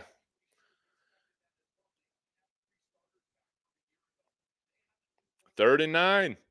Let's freaking bring the pressure. Like, let's get a sack. All right. So they got oh, and we got Chandler Morris going deep, and that's pass interference. Oh, okay. All right, it wasn't. I mean, there was a little contact there, but actually, yeah, that's not pass interference. And then Shiloh coming in, making him feel it. Omari and Cooper, great coverage. Yeah, there's a little bit of hand fighting there, and that was really it. He got his head turned around. Solid coverage. Oh, he's saying slasher instead of slusher. All right, man. Let's let this go. Oh, all right. Guys, I'm gonna go get a beverage, but very quickly. The man above. I appreciate you, man. This means a lot. He says, Eagles fan, don't watch much college football, but pulling for Prime and CU, or pulling for CU. Let's go, baby. Thank you so much. I really appreciate the kind donation. Again, I do reinvest into this channel. We're gonna have film to look at, throughout the season, and some of the reason. And credit to you guys because I have the financial means to do that because of your support on this channel. So to get my hands on some of this film to take a look at. So it really means a lot. You guys are fantastic. And we're just getting started here with David Talks Buffs, but I will be right back. I'm going to get myself a beverage.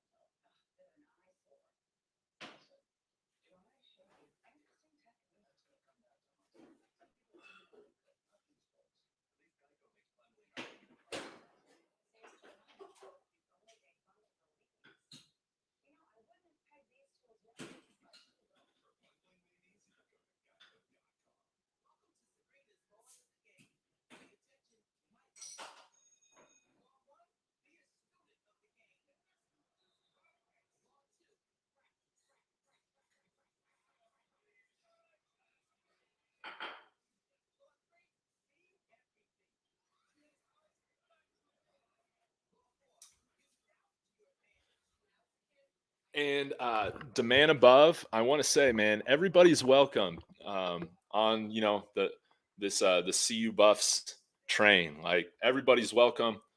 We all become fans of teams, for different players and whatnot. And why can't it be something like this with Coach Prime coming here doing something cool? Everybody's welcome. Everybody's welcome. Even if CU's like your fifth team, make this be your coolest 15 ever, right?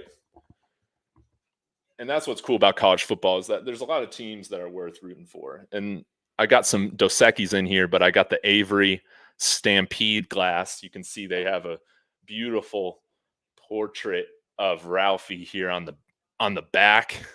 So you can get that at the Avery Brewing Company brewery and restaurant. Food's really good, really kind of pricey, but it's damn good. And if you come into Boulder, make sure to visit Avery, my favorite brewery in Boulder.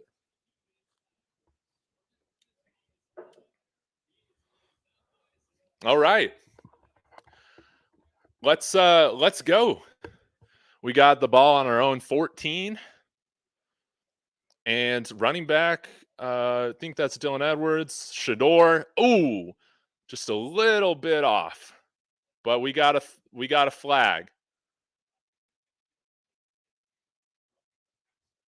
Oh, let's go. If it is roughing the passer, man, I love it. Yeah, Lawrence Collins coming in here saying this drive is huge. Like, let's let's really put the pressure on, man. Yeah, let's take their soul away. Let's really put the pressure on, okay? Sorry guys, I'll center my camera again. Oh, and a great play by 44 there, because there were some holes. If that running back got through the line, I mean, we were going to gain some nice yardage there. But 44 breaking that play up was Hankerson back there. 2nd and 12. Let's get some points on the board. You see, they're still playing off coverage quite a bit. Oh,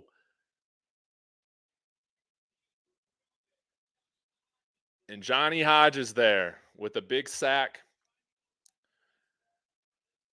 Again, I know that's his first read, but it's just, man. TCU is punching back. They're showing that, that Big 12 championship persistence, And we got a 3rd and 19. What do you do here?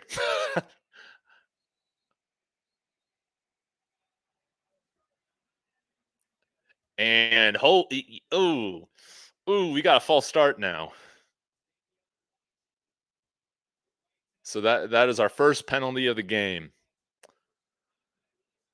Yeah.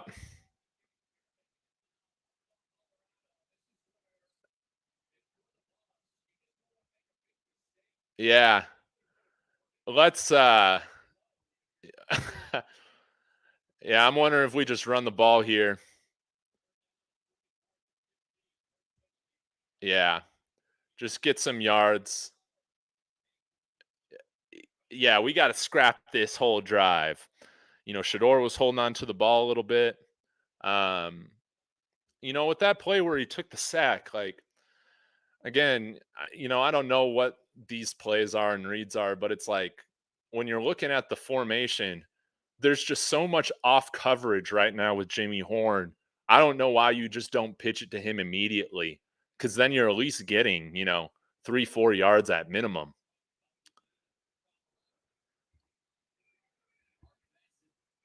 All right. Mark Bassett. Not an ideal punt right there as one of David Talks Buff's my guys. All right, guys. Let me know your thoughts in the comments. I'm going to get to them. Yeah, come on, Tank. We got to do better than that. Yeah. Now the home team's got some momentum. They can come up here and tie it. They have the ability to do that. And again, this has been what I've wanted to see. I expected to see this from TCU, them punching back. Can we see Colorado continue to still do this? We really need the defense to get another solid stop. Let's get another 3 and out. Let's make them make mistakes on offense. And let's just scrap that drive, put it behind us, and really focus on, making this a 2-score game by halftime. Should have been a targeting penalty. I didn't see that, Zeno. Tell me more about that. Keck says dogfight, just what you expected. Thank God last year was a Valentine's Day massacre. Yeah. And that's why I woke up and I wasn't feeling knots in my stomach or anything like that. You know, Obviously I want the Buffs to win, but you know, I just knew that like this team is gonna be competitive and I'm gonna be watching good football for the first time in a long time for this university. And I mean, that's why I just woke up and it still feels like Christmas. Like we're finally here after how many videos have I put out? Well over 200. We've been talking about the bus for over 200 videos and we're finally here, man. We are finally here. And I love to see that it's a dogfight. Like you said, Keck. There's, we've had our moments and I'm just going back to that Bishop Thomas block. Man, that was a thing of beauty. But I would really love to see somebody like Savell Smalls kind of get in here, have some moments. Again, 5-star guy coming over here from Washington. Hopefully this is the right change of scenery for him to, find that performance level that he was expected to have.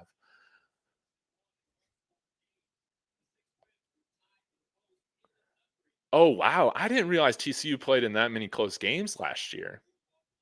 9-1 record in 10 games with 1-score games in the fourth quarter. Wow. That's resiliency. That is resiliency.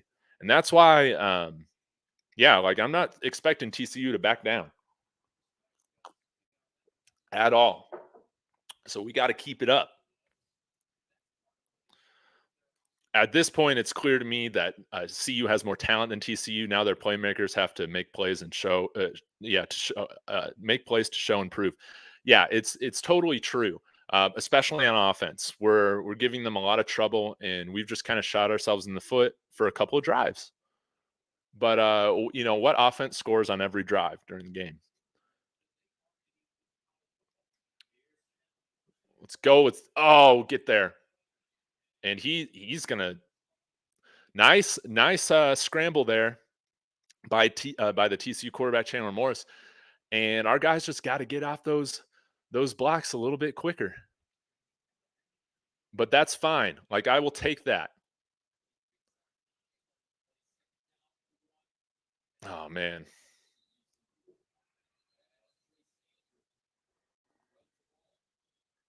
We got a flag on the play.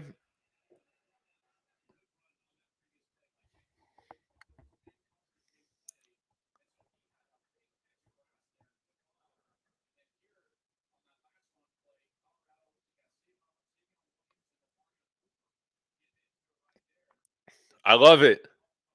Let's get chippy. And Morris had nice protection there. And let's go. Let's go. Let's hope the Buffs can get a stop here because man, TCU is they're firing on all cylinders this drive.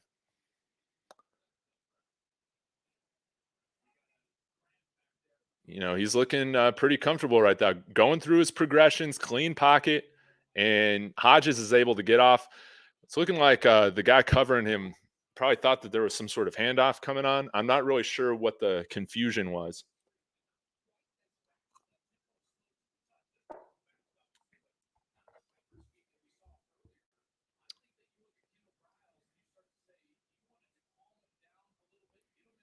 Yeah, Joe Clad's bringing up a great point. The fact that they've slowed down tempo, they've started playing better with a slower tempo.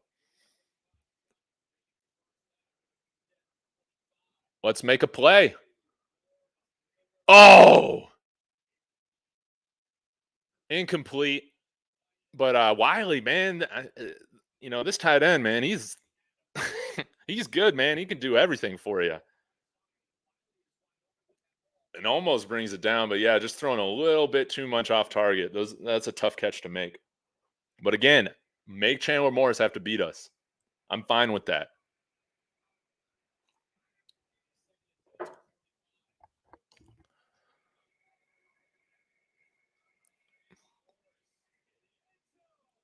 Out of bounds. And Travis, good job on that coverage. Closing the gap there. Oh, wow. Gets his hand in there. Oh, man. Wow. Wow. Just fantastic coverage there by Travis Hunter.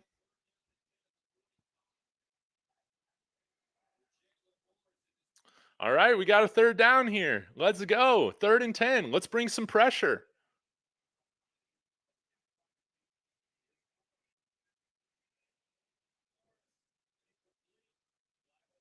Oh, that's going to be illegal contact, isn't it?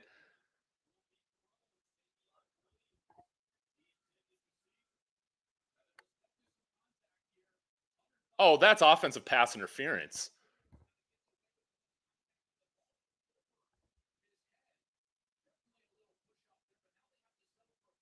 Oh, okay. There was no flag on the play. But yeah, and Joe Klatt's bringing this up. I love the fact that both of these quarterbacks are going after, uh, Newton and Hunter, and he misses it. See, man, this is why, man. You could just never trust these college kickers, man. You just can't trust them. But at 4th and 10, I mean, you got to do that. But this is why I'm just always a bigger fan, especially at the college level, of just going for it more on 4th down, dude, when you're in the other team's territory. Especially when you got a quarterback like Shador, man. Man, I freaking love it. I freaking love it, man.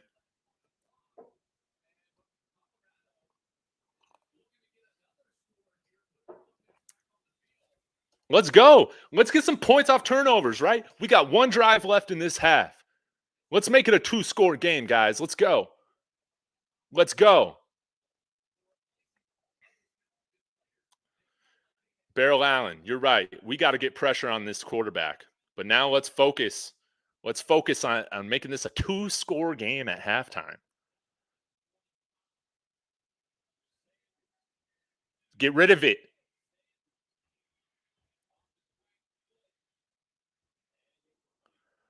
I'm not really sure what's happening on defense with TCU with what they're doing right now. Maybe y'all can point this out to me, but where are the short passes?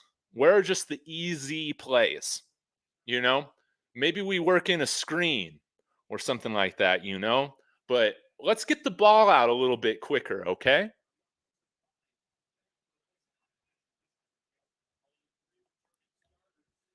And Dylan Edwards here.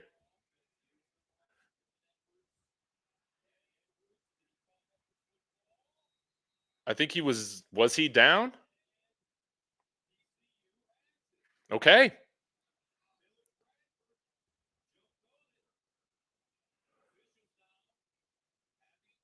I'm not sure if he was down.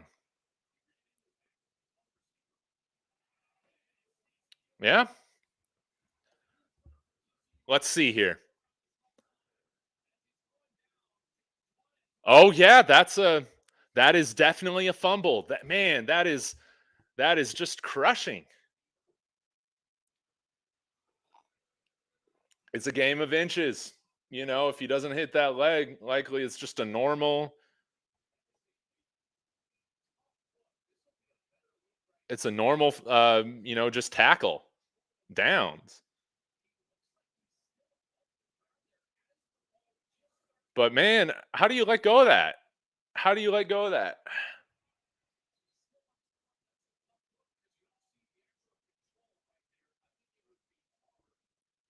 It's a game of inches, guys.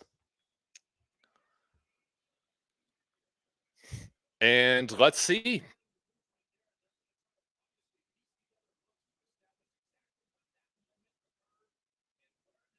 I mean, what do y'all think? I think that's definitely a fumble. But man, I haven't liked the uh the philosophy the last couple drives where you got Shador holding on to the ball. You know, we were doing a lot of short throws at the beginning.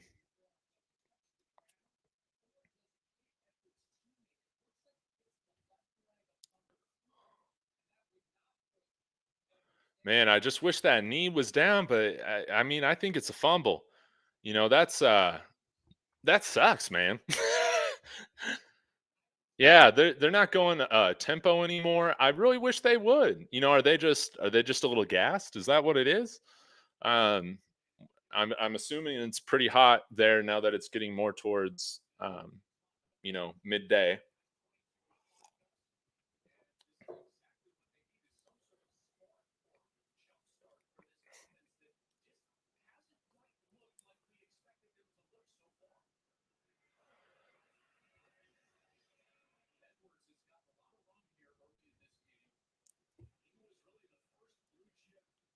All right, and I love to see this, man. He's Coach Prime's getting over there, talking to Dylan Edwards, getting his head right.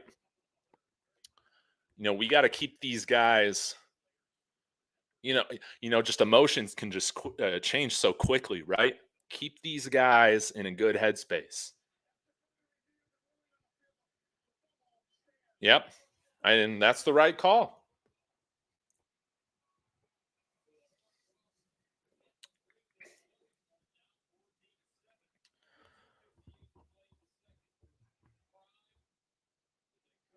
All right, let's see if this defense can make another play, right? Lawrence Collins, I agree with you. There's a scenario where we should be up by 21 right now. But it's crazy, man. This is a game of inches. And I would like to see us get some pressure on Chandler Morris here, hopefully. But again, let's devote to stopping this run. We got a reverse coming up here. And they did find the crease. They had just enough speed to get that play um, into what they wanted. But a flag on the play. Maybe we got a hold.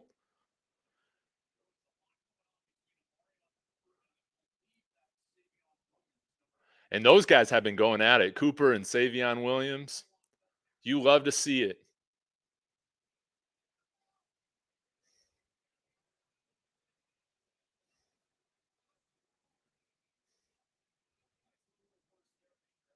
Yeah, maybe we do see Cormani come in here.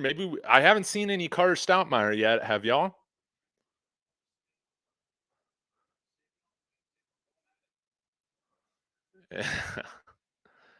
You're getting in off the field. Yeah, have him cool his head just a little bit. If this penalty's on him, it's all right. Get your head right.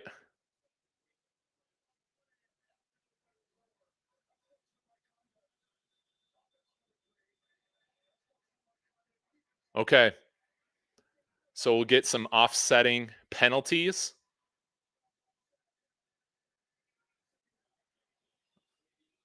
And since it was after the play, they'll still get the gain. That's brutal.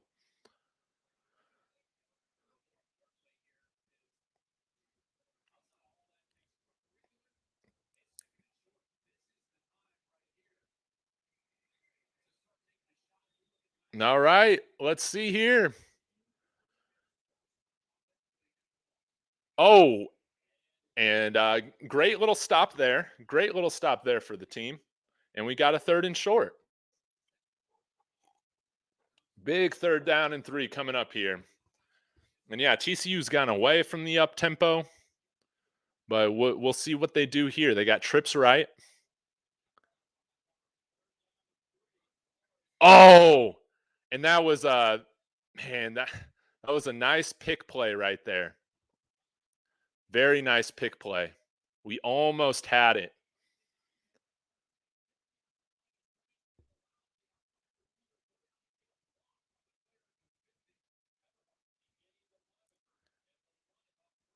And Sanders is in. All right, and we got a tie ball game.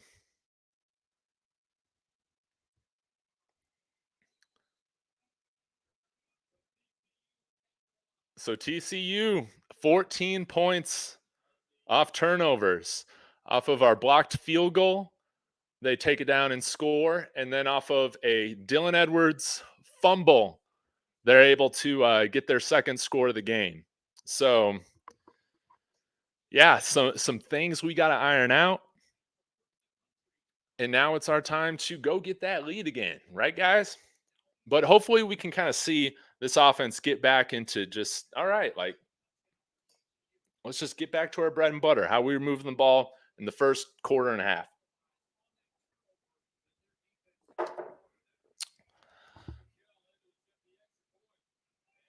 All righty. We got a tie game officially. All right, guys, let me know your thoughts in the comments. All right, come on, Shador. Time for 2 to activate. Yes, yes, yes, yes, yes, yes. Let's see that speed, right?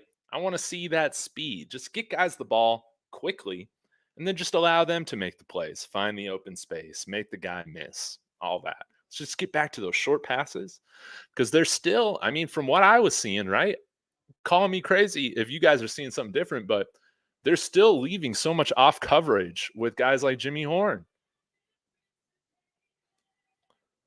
Like, there's no reason to be calling these pass plays for that are long developing. Get the ball out of Shador's hands quick.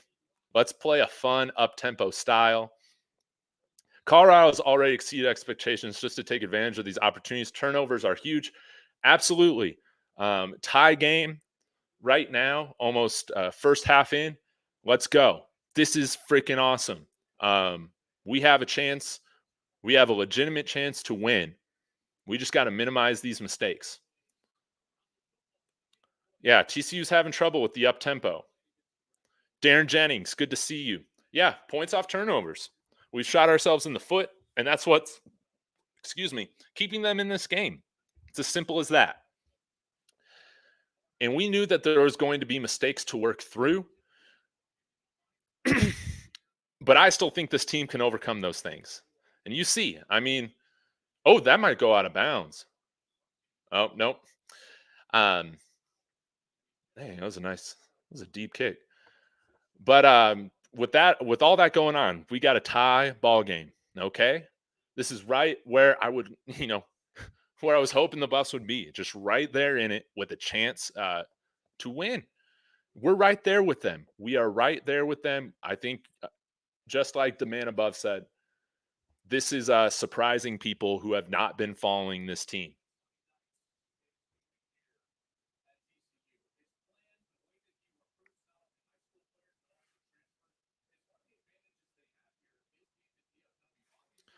All right, let's see how this offense does here. A minute 53 left. And here we go. See? Look at that little pitch and catch. See, this doesn't have to be complicated. Let's just be a little methodical. We got the clock running. I love to see that. Let's make sure we go into the half with the momentum. Okay? Look, some more off coverage. Oh, you see, oh man. Yeah, now let's just start running. Let's keep this up tempo. I love to see this. Shador gets the ball out of his hands pretty quickly. Let's build some momentum again for the offense. Get used to, yes, this is what we're doing. Michael Harrison is split out wide.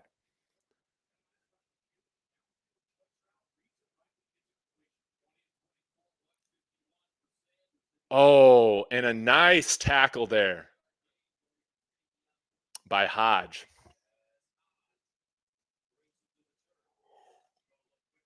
But that's okay. Let's keep going. We got 2nd and 9. We got a minute left. Hankerson's in there. Not Dylan Edwards. And I think we got a false start.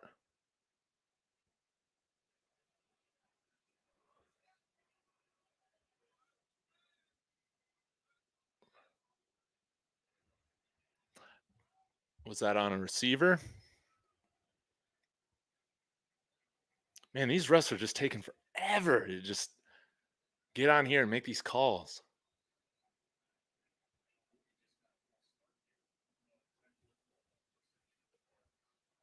Come on.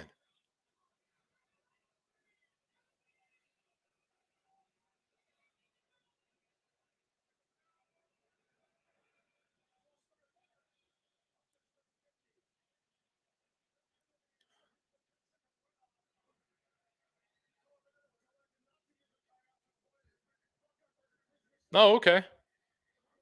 That's a savvy, interesting move right there by Sonny Dykes, taking the 10-second runoff. And that's on Jack Wilty.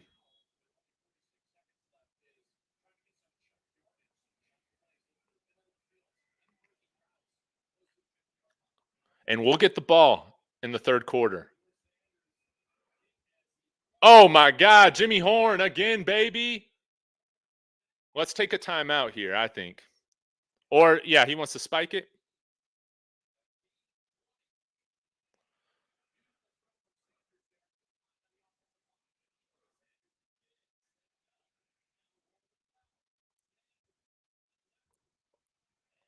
And Travis Hunter with a great.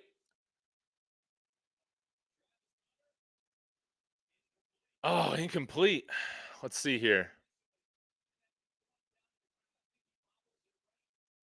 Oh, yeah. Man, the theme right now for Travis Hunter, man, game of inches. He's been so close. Let's go. Let's get that play.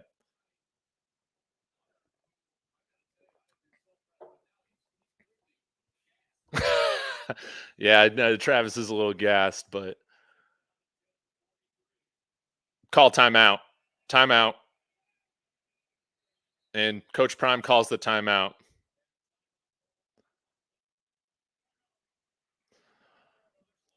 Now, that might seem, like whatever, like the play clock's running down, you call the timeout.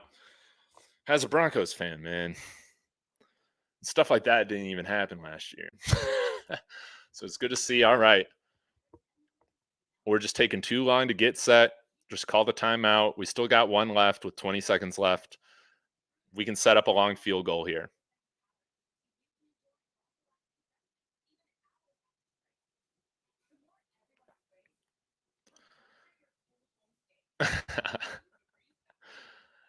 Yeah, man, the refs are really slowing down the game. Totally. Bovado keeps freezing. Can't make any bets. What the heck? I used to use Bovada, but now I use the DraftKings app. My favorite color is green, so that's probably why I use it. It's just simple as that.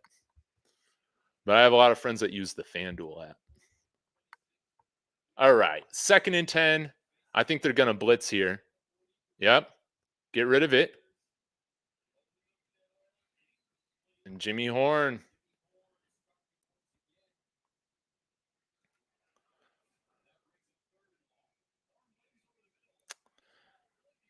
Oh, that's a tough catch to make.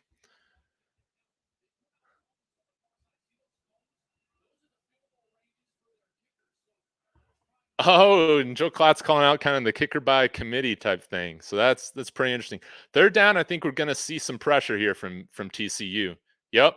Hankerson picks up the block though. And Travis Hunter's got a 1st down for the Buffs, baby. And we got 9 seconds. So that means we can take one shot and then go for a field goal, right?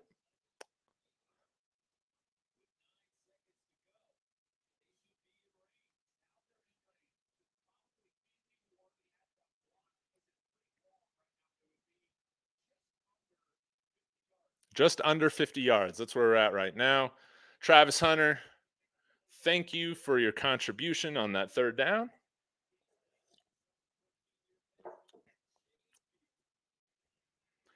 And call that timeout. Let's go. Timeout, timeout, timeout, timeout, timeout. And it looks like we were just kind of setting up to make sure that we were on that right hash mark. Maybe we got a different, yard out of it, but in a game of inches right now, with what this game has been, that's important. But to be honest, I would have liked to see a pass there. Dude, Skip Bayless sucks, man. I hate that guy.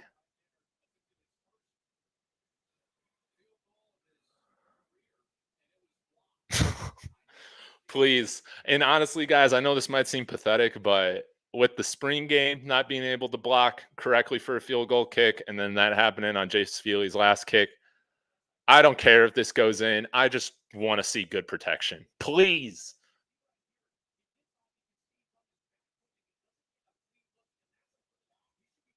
Yeah, they weren't even set.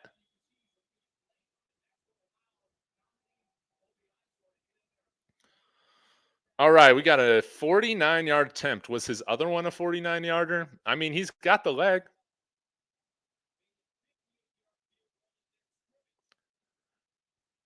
And okay.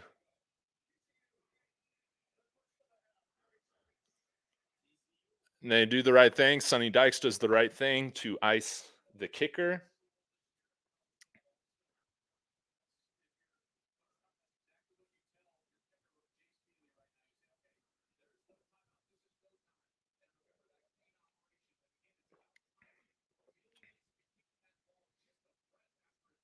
And Trevor Riley is who's overseeing special teams, right?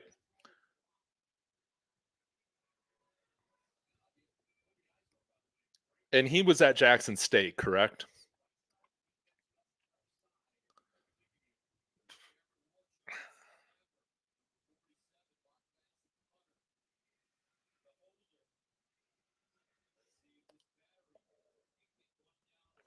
All right. What a way to end the half. A chance to go up here on the last play.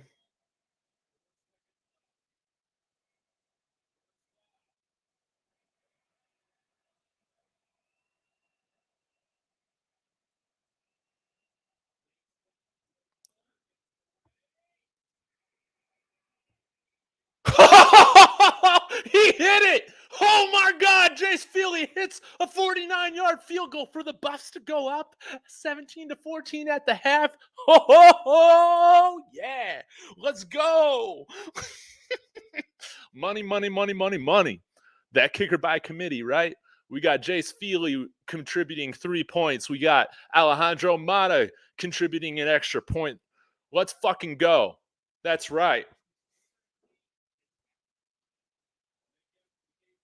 Yeah, that's right. Eat shit. Eat shit, haters. That's right. We got the lead against TCU. Let's see what Coach Prime has to say.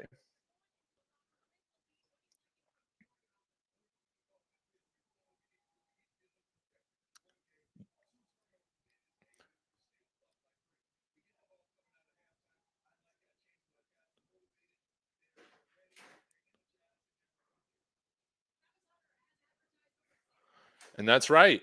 We're up with all those mistakes. We're 17-14. They hit a field goal at the end of the first half to go up. It was a 49-yard field goal. Yes, they got the half. They got the lead at the half. Look. Oh, it's only halftime? Yes. But again, TCU was favored by over 20 points. So it's a 4-hour game. Maybe with all the commercial breaks and stuff like that, maybe. I don't know, but let's get into the comments. This is the halftime show. Holy moly. It's the same as an NFL game. Yeah, just about. I forget that there's more TV timeouts in college football than there is in the NFL. Really? Yes, it's kind of an issue. All right, let's get into the comments. I'm going to go ahead and post this again on Twitter. 1 minute. But before I get started, the man above, thank you. That's right. We coming. We enter in next week as favorites against Nebraska, right? I mean, okay, guys, I gave a grade at the first quarter. I'll give a grade now at the half. It's an A. He gave a speech or no? Or he's just saying? Yeah, no, he gave an interview on the sideline at the end. But yeah, it was awesome. He was saying like, he's like we're kind of sucking in these areas, but then we still got the lead. So my team's fucking better than everything that y'all are saying all year. I forget he's very much like, what else did you? Oh, I forget he's like dominating. Like this isn't good enough for him. Absolutely. This is not good enough for him. We need to dominate. But he's like, I feel good. CU's got the ball in the third quarter. Oh, and that's why I'm getting to my grade. They've scored 14 points, TCU, off 2 of our turnovers. So that's the only reason they've scored. We had a fumble and then a blocked kick, and they scored a touchdown on both of those drives where they got the ball. So it's just our mistakes. But I knew that we were going to have mistakes in this game. So they've had TCU hasn't scored any on their own drive. That's right. That's right. They haven't scored any on their own drives. I'm giving this team grade an A. We're hanging. We got the lead going into the halftime. Are you freaking kidding me? Are you freaking kidding me? Yes, my wife is making football brownies. Oh, whoopie. Marshmallow in the center. Okay, good. Last time she made whoopie pies, it turned out like shit. It was so bad, but but that's okay. This is a year where everything's improving. We got a football team where everything's improving.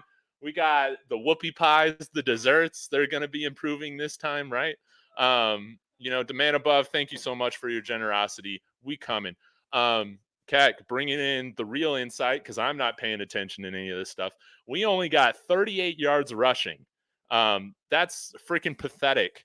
Alt McCaskill has yet to have a rush. Seems like they're giving that knee a little bit more time, or maybe they're just keeping him fresh for the second half, right? Let's get some conspiracy theories going on. I mean, isn't that fun? Of why one of the running backs hasn't played yet. And then Bishop Thomas, man, with that badass pancake. I love that. Let's see. We aren't running it down their throats for that A grade. That's true. That's true. I'm just happy with the lead, baby. Watching from Toronto. Let's go, Didi. Thank you for tuning in. Dougie Fresh brings in an awesome comment. That's right. They were 21-point dogs up by 3 at halftime. That's an A+ no matter what. Urban Meyer's pumped about all this, and I don't really like Urban Meyer. I think he's kind of a terrible human. But if he's cool with Prime, I'll be cool with him for now. Yeah, Alto not playing today. We need to run more. Absolutely. And we just need to be doing more of that up tempo.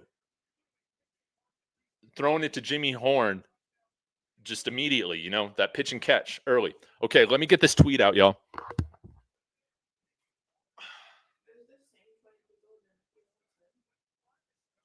I got no idea.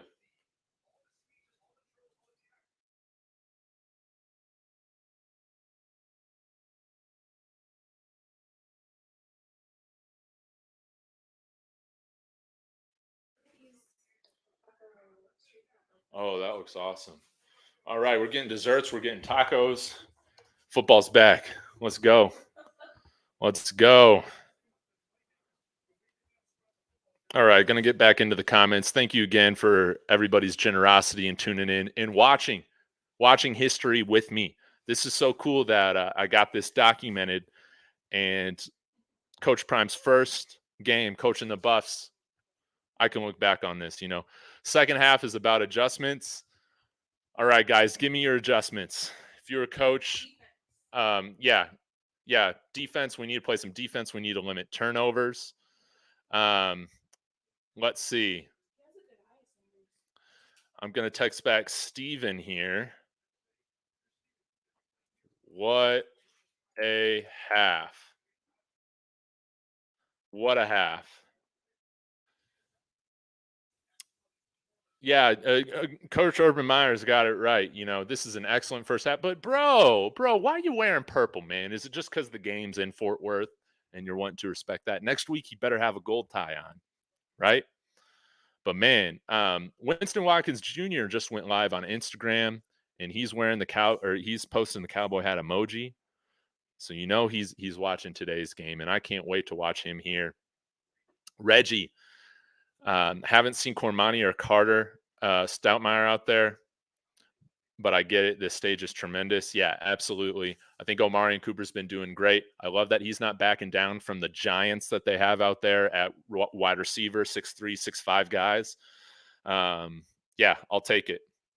Keck says, run the ball, killing them. D, get a fifth man off the edge for pressure on the quarterback. Yes, I am fine being in man coverage, going man to man to get that extra pressure. Make Chandler Morris have to make those throws, and he has made some great throws. But again, that's what I'm content with. I am content with the Buffs. You know, if TCU is going to win that way, I'm content with that's how it's going down, rather than them running it up or winning based on turnovers, right, or mistakes that we're making. Now, I do want to give. Oh yeah, look look at this, babe. They're showing all these tweets about Colorado, and everybody's changing their tune. They're like, they got no shot, yada yada yada. And look at them. They're right there with it. We're playing competitive football. We knew this. Guys, you knew this. That this team was going to be playing competitive football. The people that were hating on this team, the only reason they were doing it was because they could only name 4 players on this team, and they're just casuals, you know?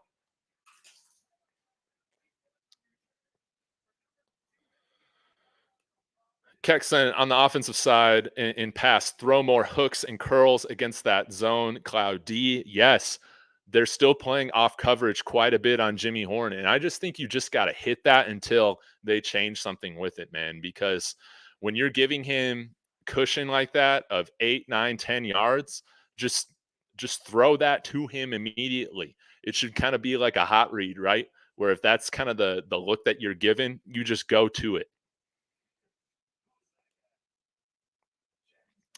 A few of those crossing throws were miscommunication. That can be cleaned up in the second half on defense for CU. Reggie, that's a great point. Absolutely. Yeah, that TCU tight end is very impressive. Sean Lewis needs to make TCU linebackers cover, get the speed guys in. Yeah, I would like to see that. I would like to, we saw Michael Harrison split out wide a few times as well. But you bring up this point here too. We get Willie Gaines or Tarveris Dawson the ball, those linebackers aren't going to be able to keep up with that. So you're absolutely right about that. And hopefully we can just continue to run the up tempo. When the pressure is on, like that last drive, we had to get the ball down the field in under 2 hours, or not under 2 hours, in under 2 minutes, and we did it. We got a field goal. Y'all hold up really quick. I'm going to share this link of my live stream to a friend of mine. But let's see. Let's talk about this. Marlowe, why we haven't seen Smoke. He is also banged up. So that's why we haven't seen him. I think running backs have done a great job outside of that Dylan Edwards fumble.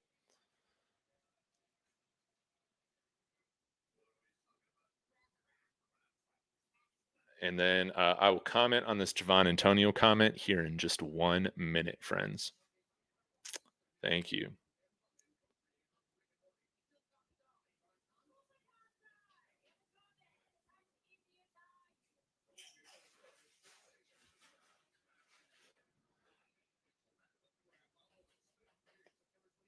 Okay, let's get back to it. Dougie Fresh. Yeah, we didn't see Dylan Edwards after that fumble, but it's not like we're going to bench him for the rest of the game, I don't think. But yeah, with that last drive, having Hankerson in, that was great. He had a nice little blitz pickup there on one of Shador's passes that he completed, which was great. Love that. But hopefully we see more of Dylan Edwards and see him. Yeah, we need to pop a run, keep the defense honest, right?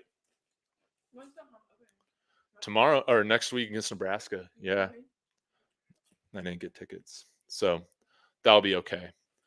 All right. Let's see here. Javon Antonio haven't gotten on the same page as number 2. Also, looking forward to them connecting in the second half. Yeah, I love Javon Antonio. Big guy, 6'4". He's the same size as these TCU wide receivers, these giants they got outside. And I would like to see him, get the ball in like a crosser or something like that, where he's able to utilize his strength and speed to get downfield. But Marlo, you're right. Defense, we can clean things up. The offense is going to put up points. Let's go in, get a touchdown. Let's go in and get a touchdown here in the first drive of the third quarter, and go up 2 scores. Yeah, that was a nice little run. But yeah, like what's been great about this game so far is that it's been a one-score game the whole time. It's intense.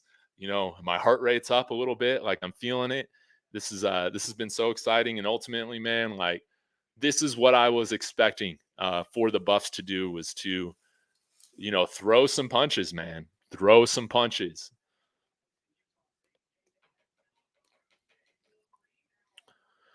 Yeah, by now, CU's first half butterflies are out. And you never get butterflies, like when you get nervous, whatever. Yeah. No, not like they brought butterflies on the sideline. Switch Antonio out for Omarion Miller. I didn't notice that Omarion Miller was out there. When did you see him out there? That'd be good to know. I have the same thought. Oh, switch Antonio out for Omarion Miller. Duh. I'm fine with that. I mean, let's throw them some different looks. Hopefully, we save some things for the second half to keep them honest. Your face is on the TV. I don't think my wife wants to be on camera, but she's just peeking. I'm with you, David. Let's make adjustments and finish this thing out, and then we celebrate. Absolutely, I'm popping the champagne. I'm popping all the gummies, baby, and that's gonna happen if we win, right? We're gonna turn up, and I'm gonna have a hangover by 5:00. King Tony Titan 45 channel. You're absolutely right. We're killing ourselves with the turnovers, man. We should be ahead in this game. We should be ahead in this game by double digits. Absolutely. And it has been our mistakes that's keeping the Big 12 champions in this. Yes. It totally is. Absolutely. 17-7. I think you're totally right.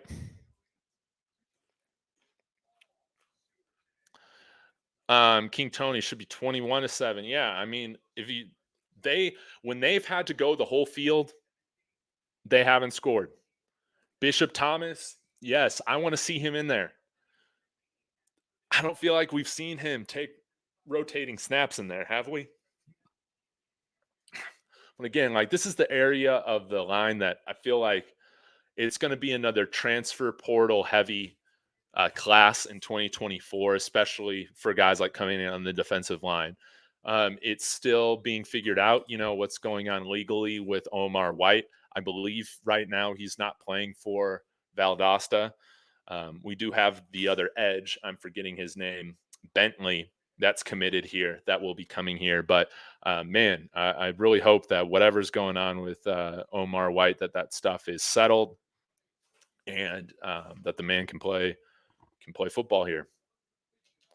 Dub Will about to pay some bills with betting that 20.5 point line. Yeah, and this is what I was saying. Sorry, let me get my charger here. It fell off. Don't want to. This is what I was saying here on like Monday night. The reason all this Vegas odds stuff and all these people are coming out predicting, all these lame records and terrible score predictions for CU is because all the algorithms, the computers that they use to predict all this stuff, it doesn't fit for this team. Like these formulas aren't made up to account for how this team was built, with bringing in like 1 million new players and accounting for players that should have always been playing Power 5 college football, but then went to play at the HBCU FCS level because of Coach Prime. They just weren't, none of these algorithms understood any of that. And while that works for pretty much every other team with determining the odds, running all the scenarios, they needed to make up something different for a team like this. And it's clear that these computers just, they're going off of data from last year's team. They're going off of, and true, like guys like Jimmy Horning, Xavier Weaver, you've seen them excel today. And they're the same case. Really talented players playing with bad quarterback play at USF could never really show out. But if you turn on the tape and watch them, that they have legitimate elite talent at the Power 5 level or Power 4 level after this year, right? So This just confirms everything that I've been thinking going into this. Regardless of win or loss, like, we can hang with these guys. These computers said we had no chance, and that 3.5 win total is looking very foolish. And hats off to you if you guys hit that over, because those odds after the first half of today, they're gone.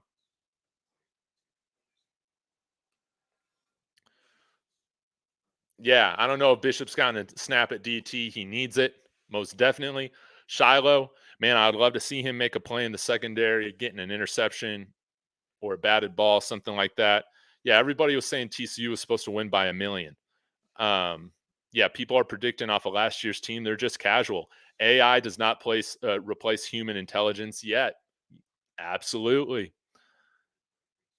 Win or lose, man, we're already proving the naysayers wrong. Absolutely. And that's why, man, this second half is just going to be playing with house money. This whole year, we're just playing with house money.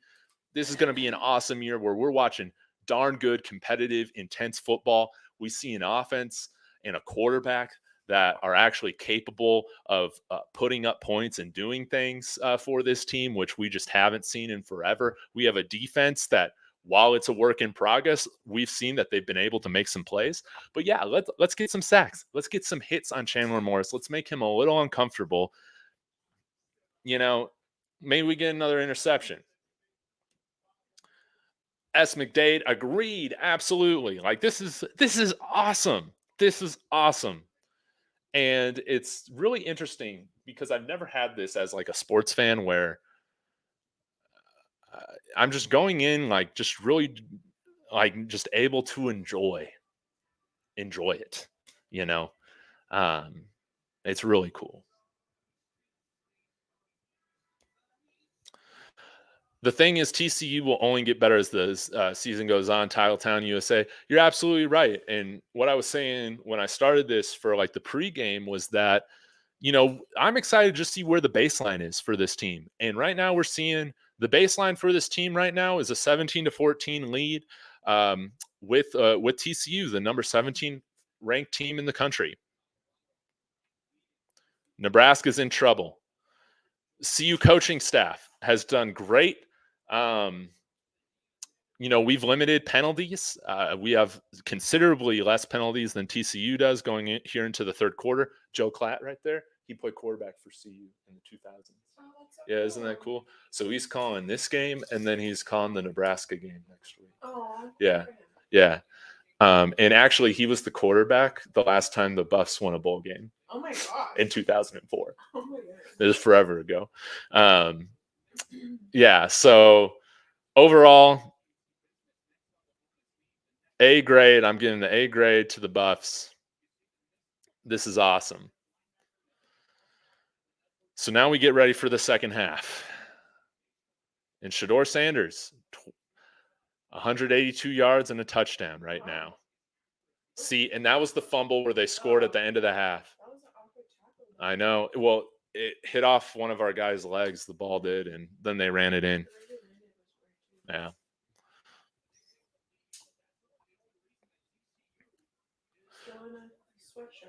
I know.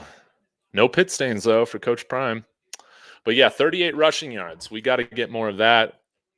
Time of possession, though, look at that. 17:55 to 10:41. 7 more minutes of time. That's big. What? We've had the ball 7 more minutes than they have. That's a huge deal.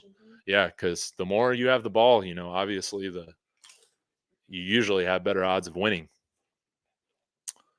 But I'm expecting a touchback here. No return. And let's see.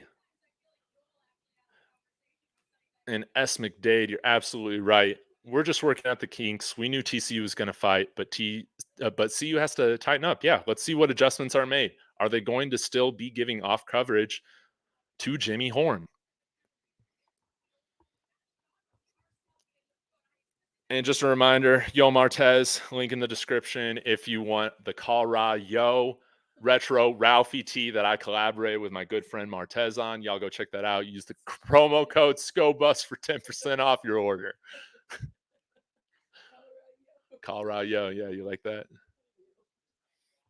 Okay, and we're still getting off coverage, What does that mean? and we got a false start. What the hell? What is off coverage? So I'll show you this, but there's a guy like lined up on one of their wide receivers, and he's not standing close. He's like way far off.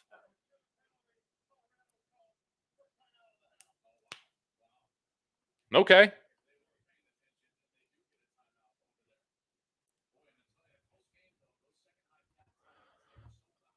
And Coach Prime is pissed, and rightfully so. Like, you don't, that's not how you want to come out in the third quarter.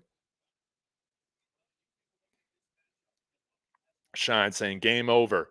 No way Colorado leaves without a W. Man, I'm hoping so. This has been awesome. And we got, Travis Hunter, Jimmy Horn Jr. out there. Butterflies are out. Let's go. Big second half. Absolutely. It's time to focus in, get the mind right, and just play ball.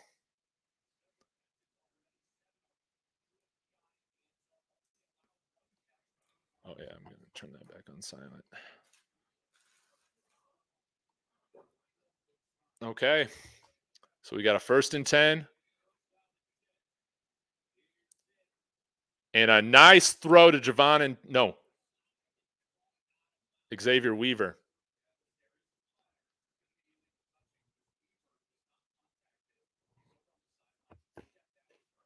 Oh, Weaver, you got to do better than that, man.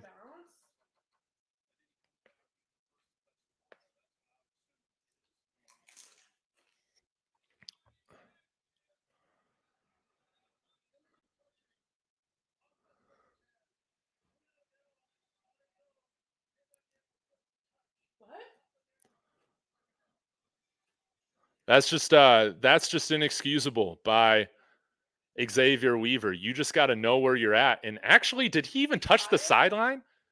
I don't think his foot touched the sideline. Why does it matter if he caught the ball in? Because you can't go out of bounds and then be the first one to catch the ball. And we get a screenplay going. Let's go. Nice. Yes. Let's go, Dylan. Let's go. Let's go, Dylan Edwards. Hell yeah. Take it to the house, baby. Yeah. He's got 2 touchdowns. Oh my gosh. 75 yards. Suck on that, Horned Frogs. Ah! Oh my God. What a beautiful screen. A Sean Lewis staple. We haven't seen that. I don't think we ran one running back screen in the first half. Making a few guys miss. The offensive line gets out there. Wilty with a nice block there.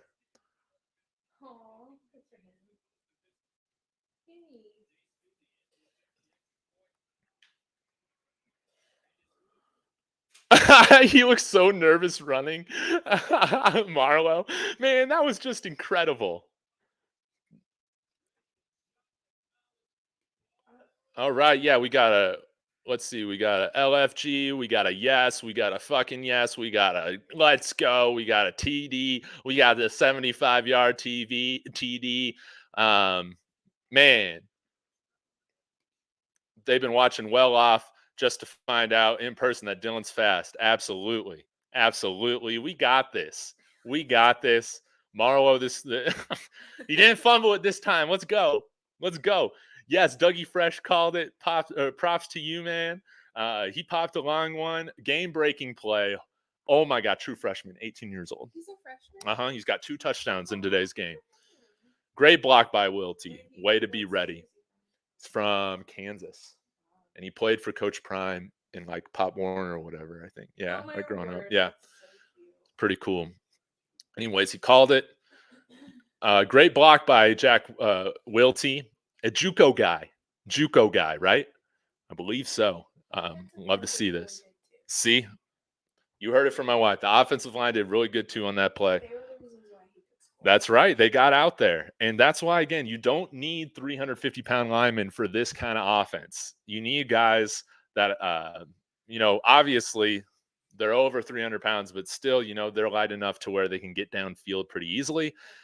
And yeah, I mean, you just saw how that plays out right there. That was just amazing. Amazing. Hawkins, Sco Buffs. Sco Buffs. Sco Buff, Cedric. Dylan is the RB1. Absolutely. That was freaking awesome. So now Shedeur Sanders is over 200 yards. He's got 2 passing touchdowns. He is well on his way to breaking all of CU's single season passing records. He's well on his way. And that is 3,200 yards on the dot and 28 touchdowns. Vegas books about to take a hit. Let's go. Let's go. All right. We got the bacon going on now after that score.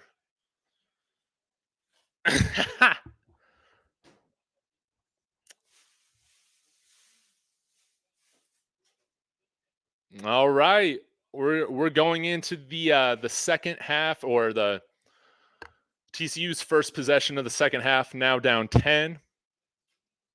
And that was a big play for Dylan Edwards. Again, bouncing back from a mistake. This is what we want to see. Good coaching, good mental coaching, like getting these guys back in the right headspace to make those plays. And Jace, man, you can't kick it out of bounds. Come on, homie. Cannot do that. And again, man, we gotta work this stuff out, man. We cannot be giving them these chunks like this. More mistakes. We got to get these ironed out. But again, like I have said, Shedeur Sanders is the better quarterback between him and Chandler Morris. And usually when you have the better quarterback, you have better odds of winning. This guy named Chandler Morris. No, he was their backup last year. Well, he entered as the starter, and then he got hurt, and then he never played again. And a nice run here by Amani Bailey. Big play right here. And that's inexcusable, man. But the defense, they haven't played in a while, so maybe they just need to kind of get punched to wake up. Levante Bentley has to make that tackle.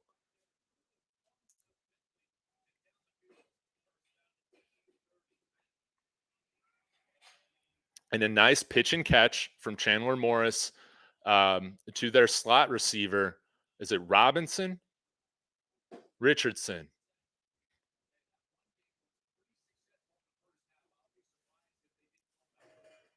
But let's hold them to a field goal. And that was a damn good touchdown catch by Jared Wiley, one-handed.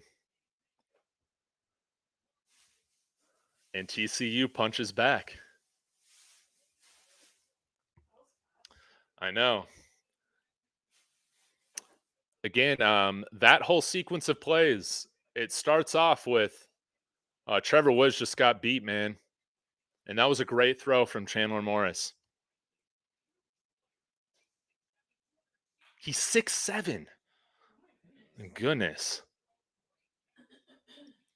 But yeah, that whole sequence of plays, we kick it out of bounds, so they're starting at the 40-yard line or whatever it is, and then, they only snapped the ball like 4 or 5 plays.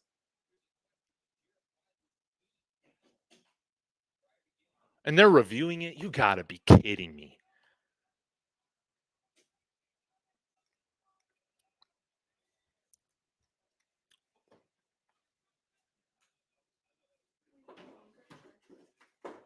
What are you looking for?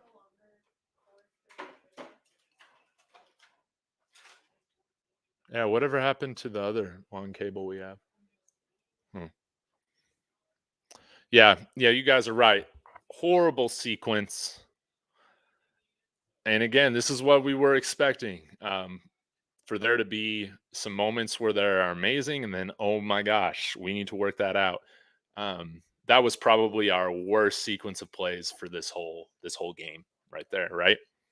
Keck, you're right. Ebb and flow. But silver lining, we still got the lead, baby. Let's see what we're gonna do with this, man. Like, let's just go back and put up some more points because right now we have the luxury of playing defense with our offense because we have the lead. Am I still watching this channel? Where is the remote? Yes, I am. Okay. Yeah. The best defense right now is our offense, and we got to continue to go out there and put up points, right? Because now we can continue to stack points, make it a 2-possession game again, and give our defense some breathing room. But man, Charles Kelly is not happy after that one. Buffson's birth, you're right. This is going to be a shootout. This is going to be a shootout. They gotta stay up tempo. That's where they're having success. TCU can't hang with our up tempo. I would like to see a few run plays mixed in with the D to keep them off the field a little bit longer. I would too. But let's get our offensive line moving. Let's be pulling those guards and all that. Yeah, and Marlo, you're bringing up a great point. That drive looks different if Bentley just makes that tackle, but they're allowed to get a big chunk play from the kickoff and then that next play. And again, yeah, this is our front seven, man. This was the thing that, I wasn't really worried about anything else on the team drastically outside of our defensive line. And we see we need some more bodies there. We haven't heard anything from anybody on that line. Leonard Payne, Shane Cokes. Let's hopefully see some Bishop Thomas. I mean, maybe we start rolling with a little bit different of a rotation.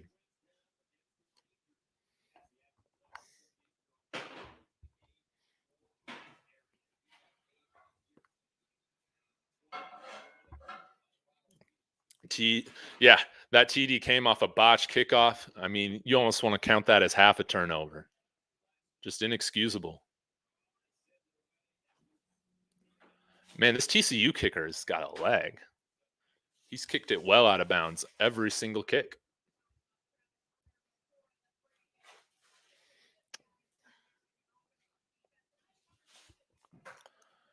All right, and we are 1 minute and 30 seconds in, and we have had 14 points scored. That is crazy.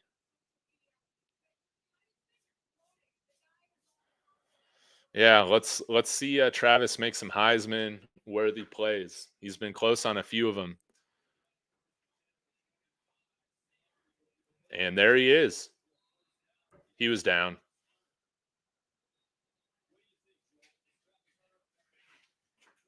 But man, let's hold on to the ball, guys.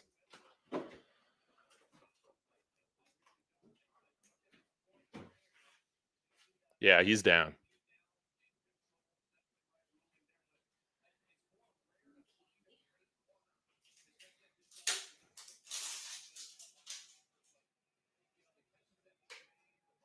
Oh, God. They're just going to take time to review this play. I wish they would have kept it up tempo. Why don't you just keep it up tempo there?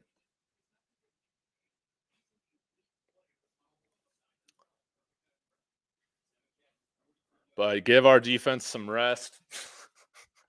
Feel like they need all the rest they can get right now. Reggie says he was down. I think he was down too.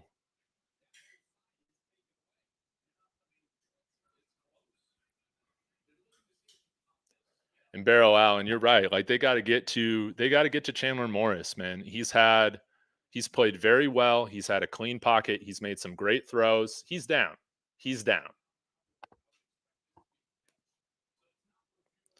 We've hit their quarterback once on a scramble by Trevor Woods right before he went out of bounds, and then we've hit him on one throw.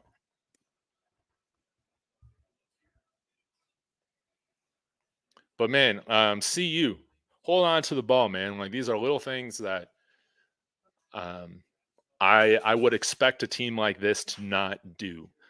We have a fumble by Dylan Edwards. And we've had some dropped catches. We've had, this shouldn't be a big deal, but again, it breaks the tempo, and that's what really annoys me. It's like I wish that we would just hurry it up, do our thing, snap that ball, but we gave them the opportunity for the officials to just get involved, and they stopped the pace of play.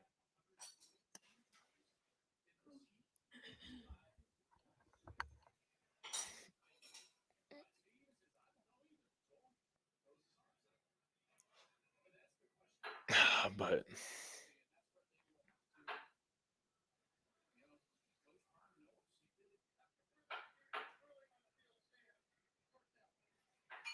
and it took them like 3 minutes to figure that out.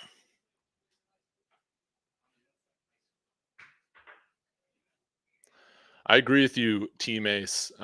If we can get to Chandler Morris, we will see him make more mistakes.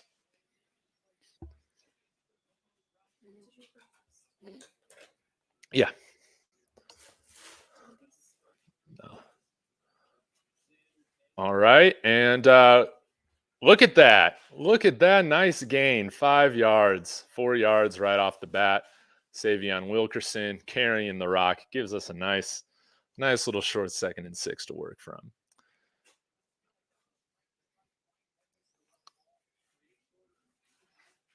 Get rid of it. And that's it. That's a flag.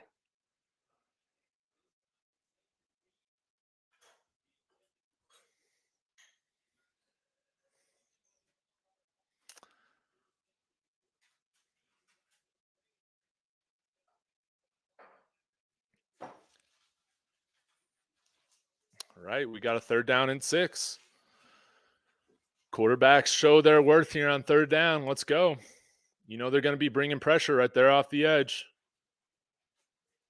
Oh, yes. What a run by Sy'veon Wilkerson. Looking like a bowling ball out there. A run on 3rd and 6.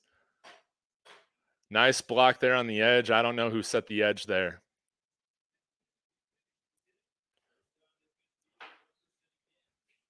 And I like this. Like, let's get this time of possession racked up. And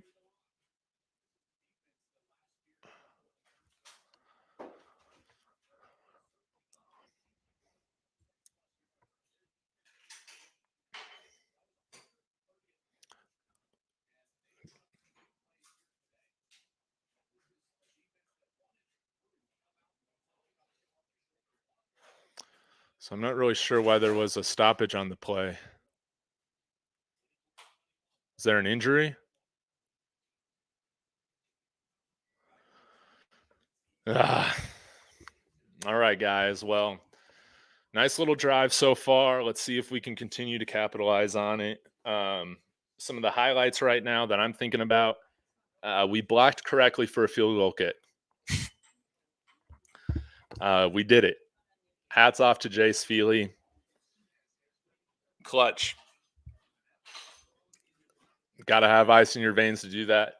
Hats off to the snapper as well as the holder.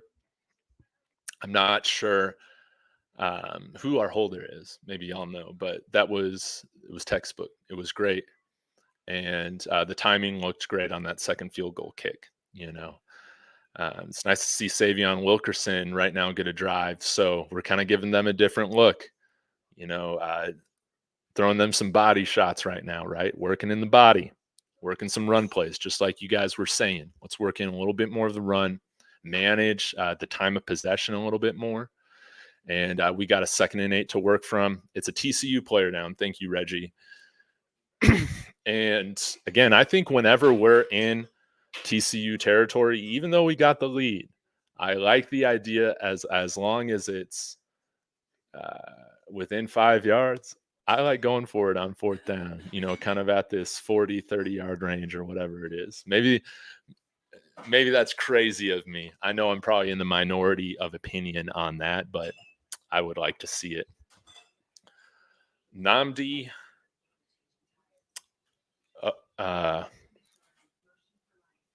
Abiazor. I'm not sure what position he plays. Y'all let me know. I will be right back, fam. I'm going to take a quick bathroom break.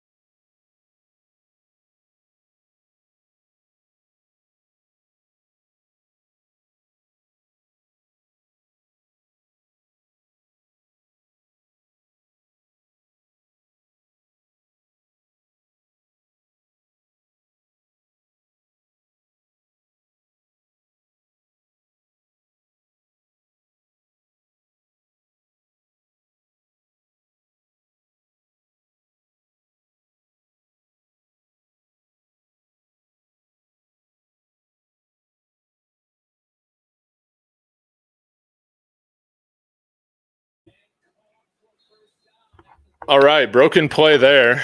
And Xavier Weaver, wow. What a play by Shador with his legs. And a nice little block there by Jack Bailey. And then we got another 3-4 yards there from Wilkerson on first down. You love to see that.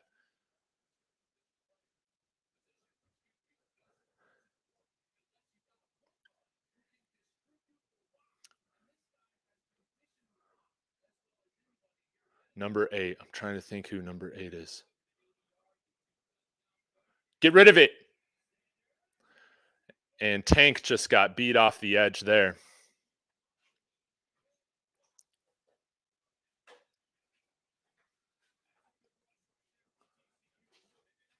Yeah, right there with that play. You're expecting Lichtenhand to handle his own right there and puts us back big time. We're probably facing a 3rd and 15 or so. 3rd and 17. And, let's see what we can do here.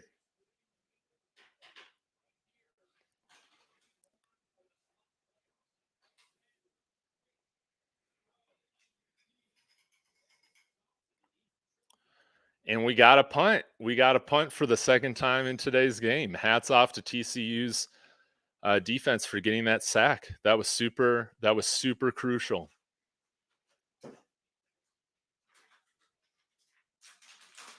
All right, let's see how Mark Vassett's going to do now. And man, defense, man, it's time for y'all to hold up your end of the bargain.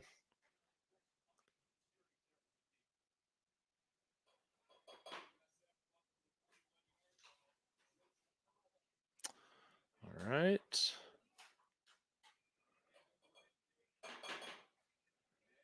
And oh my gosh, it can't get any better than that.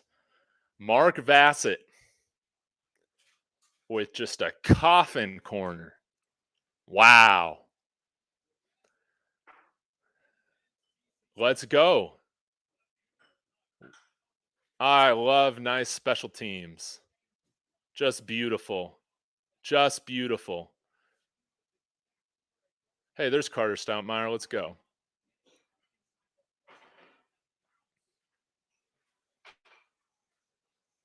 Yeah. What a punt by Mark Vassett. All right, TCU has to go 99 yards to score.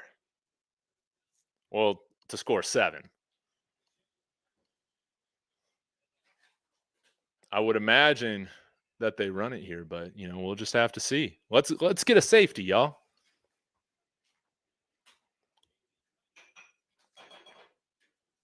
Okay.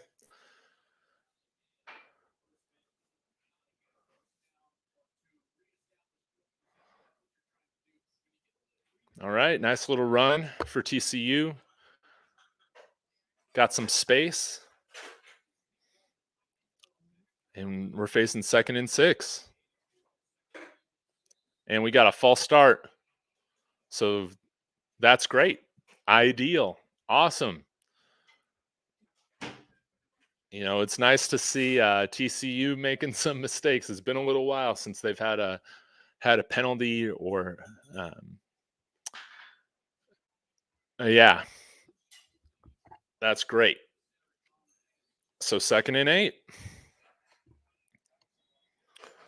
And then it looks like we still got Shane Cokes there on the defensive line and Leonard Payne, Jordan Dominic.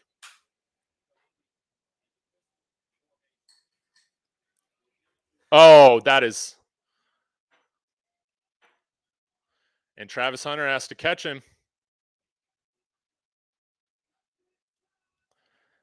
And a big time run for Imani Bailey. They just, this defensive line, man, they just gave up a big look. Big hole.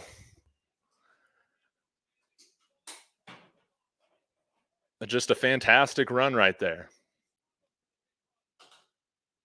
Oh, Jordan Dominic.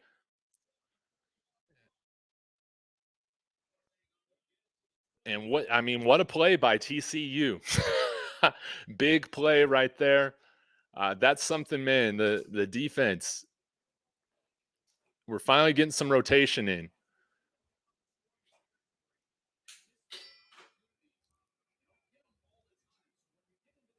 All right, let's see here.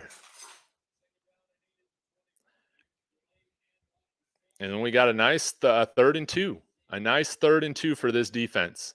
But man, TCU's offensive line, that has been what has been keeping them in this game and now giving them the opportunity to either tie or give themselves the lead here for the first time. Oh, does he get it? I don't think he got it. Oh, they're moving the chains.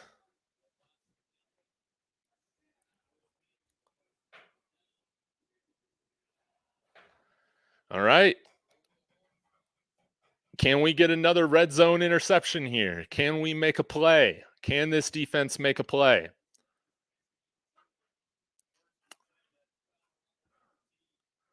Let's bring some pressure. And again, that's what happens when you get pressure. Make Morris uncomfortable. Has to throw it out of bounds. Bishop Thomas in there, 95. Let's go. And Wiley looks like he's limping a little bit. But again, let's make him feel some pain. Again, looks like we're going man to man.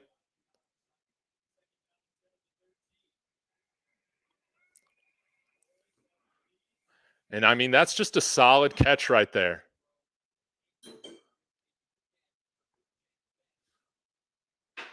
Taking the hit and getting the first down, or 3rd and 1. Oh my God! And Travis Hunter with the interception, baby! Oh my God! Oh my God, Travis Hunter, yeah! Oh, Chandler Morris takes a lick, and we got another CU interception, baby. Oh my God! Oh my God! Oh, look at all the TCU fans and that one Buffs fan. Man, I love it. But can we stop the run? Absolutely not. But we got some top-end talent that's making some top-end plays. Chandler Morris, again, that's what happens when you bring some pressure. Man, Arden Walker, Kyrie Mann's there. That's his 2nd red zone interception, Chandler Morris. Inexcusable. Yes, that's the quarterback. Oh, man. That looks like a really great pass by the quarterback, but he just like snatched it out of it. Yeah, he just snatched it out of the breadbasket. Absolutely. It was amazing. It's amazing. That was a pro break on the ball. Lawrence Collins, you're absolutely right. Zeno fully extended whole body. Travis is the man. Oh my God, making a play like, the new Charles Woodson, like the new Deion Sanders. He's the next one. He's the next one. Hunter, NFL bound. Yeah, man, he's top 5 bound. Yeah, he played at Jackson State. Oh, so he's been with them. Yeah, last year he was. But he was the number 1 recruit in the nation, and he committed to Jackson State. It was like a really big thing. Yeah. So now he's here. I've never felt this damn invested. Right? Hey guys, give me the Vegas odds right now. I would imagine that these computers are still picking TCU, right? Almost tore my ACL celebrating that interception.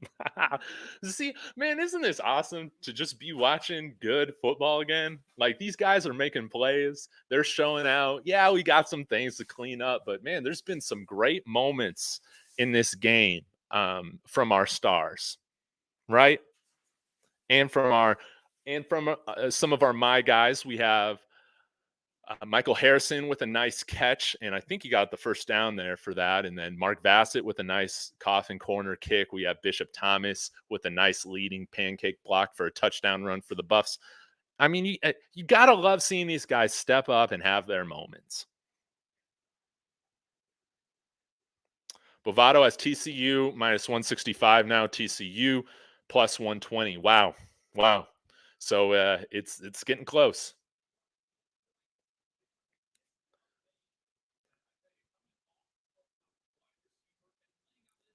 Man. And then we're getting the ball out quick. Michael Harrison, there we go. And it looks like they're giving Travis Hunter some rest on this drive. Keep him fresh. We're going to need him defensively. And maybe he comes in if we get into enemy territory.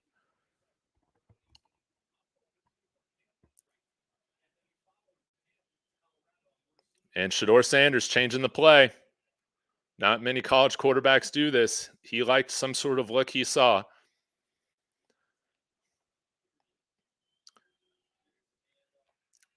And yikes.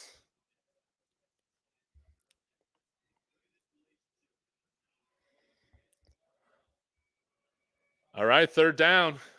Can CU keep up this momentum that they've had overall on third down? They've been very good on third down this game. So third and manageable. This is a 3rd and 6. Yeah, right now we're 7 for 11. Okay. Get rid of it. Oh! And just off the fingertips, Jimmy Horn. Another game of inches play right there.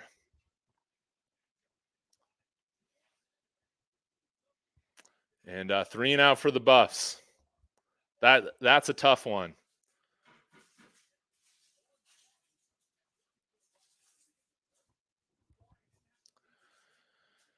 All right, Mark Bassett. I don't know what you got to do, put some crazy spin on the ball, but let's punt this baby like 85 yards. Ooh, I don't think that was good. Oh, okay. Man, you would have liked to get a nicer roll right there, but Jaden Milner-Jones right there coming in with the touch. And let's continue to put some pressure on Chandler Morris, right? Y'all have been saying it, hit him, put some pressure on him, and, we're going to see mistakes. We're going to have inches diameter means this way, Yeah. this way. Well, it's just across the circle or whatever. Diameter is for. But if it's a football, it's this way. Yeah.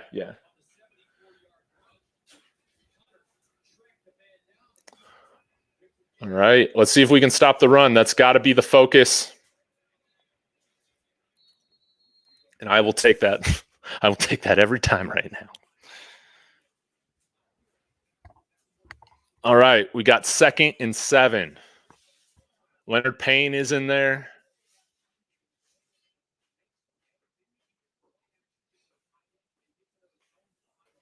And we bring in a blitz. And some nice coverage there from Miles Slusher. And we got a 3rd and 7 right now. 3rd and long. The TCU Horned Frogs have not had a 3rd and long here in quite a while. So let's see what they're going to do here. And we got a flag on the play.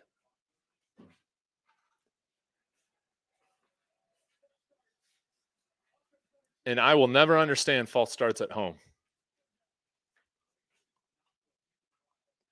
Let's bring the pressure. 3rd and 12. Let's match up man for man. And, let's bring 6.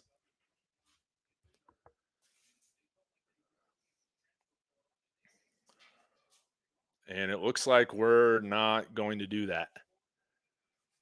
I don't like it.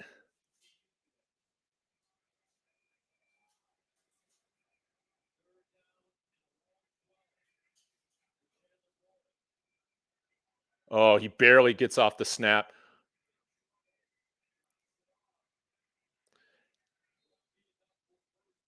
And we got a flag on the play.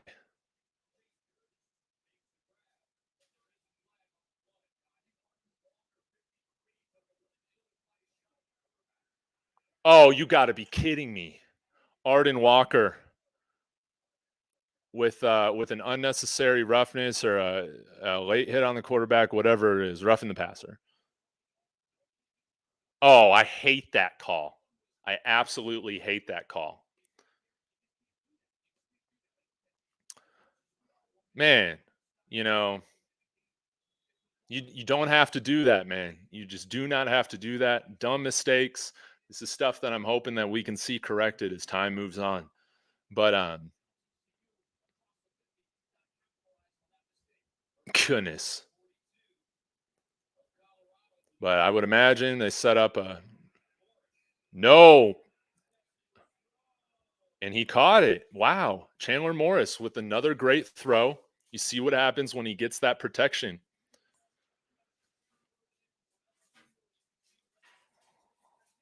Oh. Then we bring in some heat. And again, that's what happens when you get pressure on him. That's what happens. Incompletion. Nice coverage there by Trevor Woods. TCU, their struggles in the red zone have they've been big.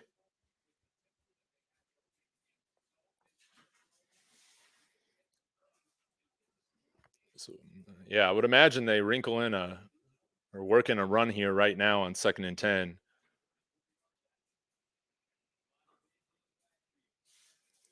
And I mean, now they got 3rd and long.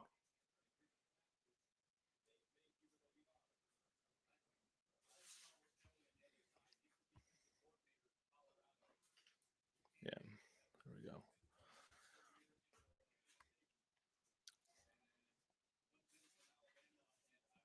All right, 3rd and 10. We got everybody up on the line. This is going to be fun. Bringing a bunch of guys. And wow, what a play. What a play. TCU takes the lead. Yeah, they ran a little pick play for Wright. What? We had a 3 and out after that. So TCU takes the lead for the first time in the game. I like the idea of selling out. You would have hoped the arms got up. Yeah, it looks like Shiloh missed that tackle. Again, with that big run by Amani Bailey, we've had Levante Mentley miss an open field tackle. Shiloh, he needs to wrap that up too. Tremaine Young's at the game. How is it, man? How is it? Coach Prime needs to take Shiloh out of the game. Yeah, I mean, that's inexcusable. You have to make that tackle. Are there a lot of CU fans there? They haven't really showed the crowd. Tremaine Young, they're attacking Shiloh. Well, safety, I mean, we got Roderick Ward. We got a handful of guys. Why am I all of a sudden blanking Cameron Silman Craig? But yeah, that I think we need somebody in there that can excel a little bit more in the tackling game. All that. So let's see here. 4-point game, 24 points to 28. And CU's going to get the ball now. And, let's have another really nice drive here. Let's see. We got 7 points right now from the offense here in the second half. And I think if we can put up another touchdown, score another 10 here, if we can get it to 34, I feel good. I think our defense can get some stops, or, we can work our way into another turnover. Again, Arden Walker's just it's mistakes that's leaving this team in it. That should have been punting, but we give him a second chance on that roughing the passer on a 3rd and 15, and we pay the price for it. But good thing, man, we got Shedeur Sanders. He's been doing great this game. We got Dylan Edwards back in the game. And, let's see what we work in here. We were seeing sy'veon Wilkerson quite a bit on that last drive. I would assume Dylan Edwards is good to go now after a little bit of rest. And getting back into it. Tavares Dawson. Did he pull a muscle in his butt? He grabbed his butt. We'll get to the sideline.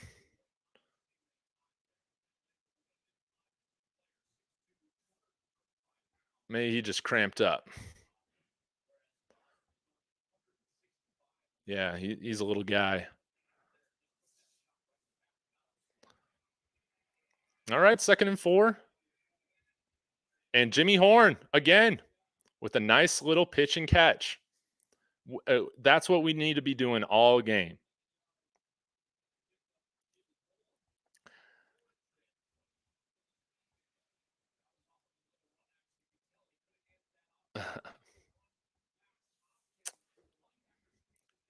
Shedeur Sanders, 300 yards, 2 touchdowns. Oh, and he got it. Oh, my goodness. He got it to Xavier Weaver. He finally connected on a deep ball. 44-yard pass. Wow. See, perfect throw. NFL type throw. I can't remember. Oh, Jimmy Horn, you almost did it. And I love how that guy is celebrating. It's like, bro, you still got beat.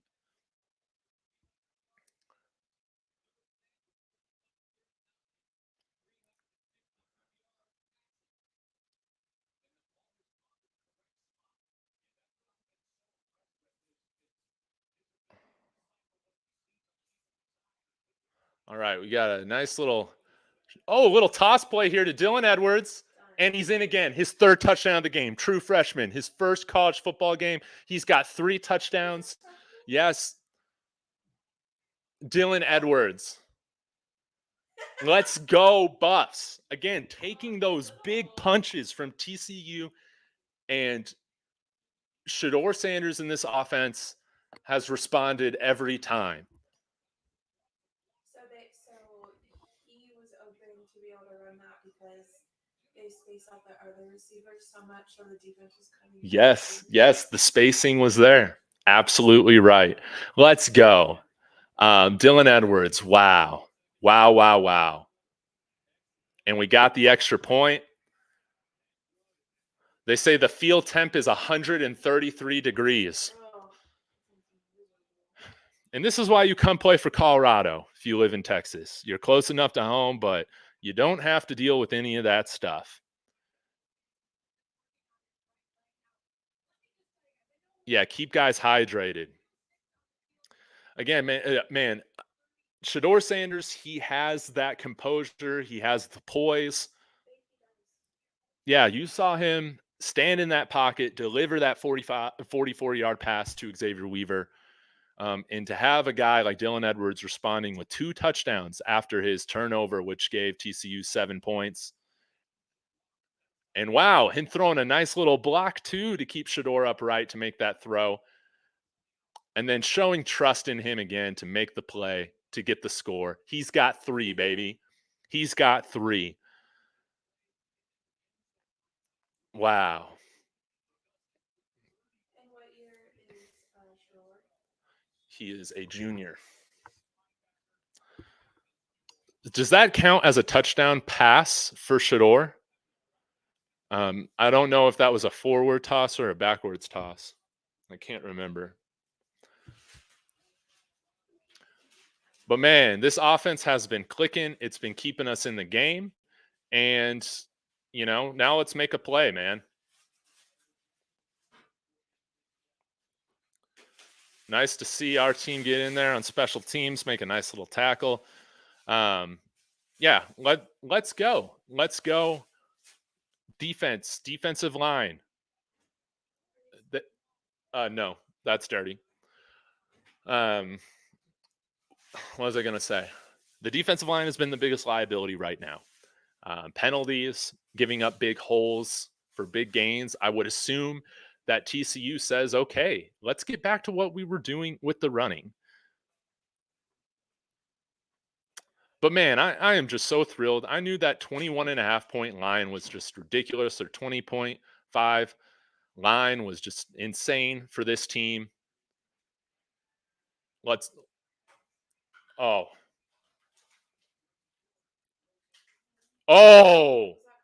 no, it wasn't. Great defense.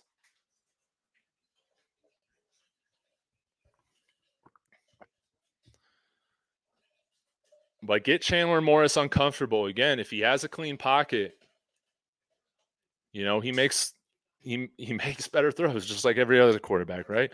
But right now he's 17 of 28. He's got 2 touchdowns and 2 interceptions. I would imagine we're going to see a run play here. Make Chandler Morris beat you. Oh, we see a pass. Nice little screen play. Oh, that's a hold. But yeah, they're just not calling holding. Okay. So with the third quarter wrapping up, we have the Buffs ahead by 3, just like the half. Okay. So we haven't had any change from the half. We're still up 3. And that's the end of the third. That was clearly holding. They're just not calling holding. But I am fine with this. Oh, put the game in Chandler Morris's hands. We have to make them one-dimensional. We have to devote to stopping the run. I can live with a quarterback making throws and making plays. I can't live with 80-yard runs. Yeah, Zeno, man, Travis Hunter has literally saved us from being blown out. Man, yes, he has made up for a multitude of sins on this defense. Have you guys noticed, is Shiloh in, was he in? Here come the Zebras to bail TCU out. Man, if the Zebras were smart, they would have put some money on TCU, right? Or on CU.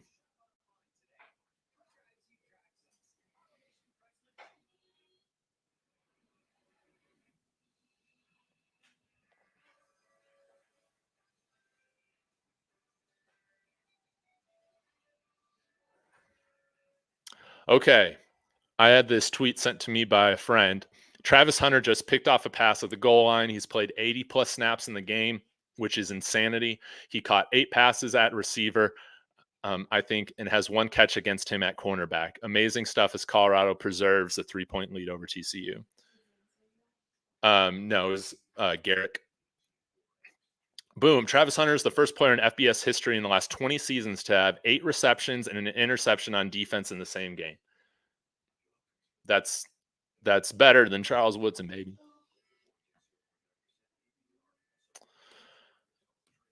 Yeah, we need to figure out something on the defensive line, man. And maybe we put Landon Beebe in there on the on the defensive line. I'm really wondering because I feel like he would be one of our biggest or are our biggest defensive linemen, right? Maybe we have some of these linemen go both ways. But let's keep Bishop Thomas in there. I've liked what I've seen from him. And let's go, guys. Like we have a fourth quarter. The Buffs are in it. We got a small 3-point lead right now. Again, all this talk all offseason about us being terrible. The haters are wrong. You know, we've been able to stay in this game and actually preserve the lead with, this being a work in progress team. And that speaks to, some of the high end talent that we have here. Nice little 3rd and 2 play here for TCU. Well designed play. And it's looking like Shiloh's still on the field there. Shador plays quarterback. Shiloh plays defensive back.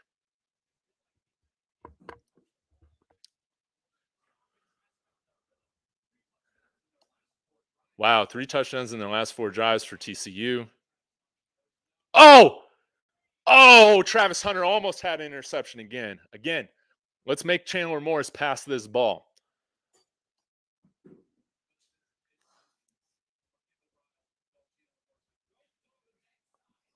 I mean, what was he thinking? Travis, man, he's had 3 drops, and for any other player, I wouldn't be like this, but you have to have more of these plays.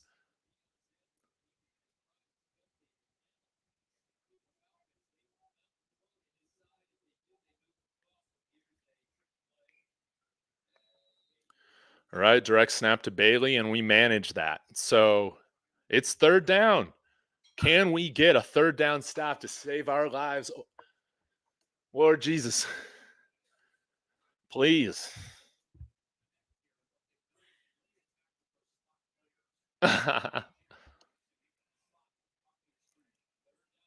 All right, putting in. Oh, and just a fantastic catch again. These tight ends they've played very well. Now this guy Curtis comes in with a nice catch as he's getting hit. But again, we're still hitting Chandler Morris. It's important that he feels this defensive line.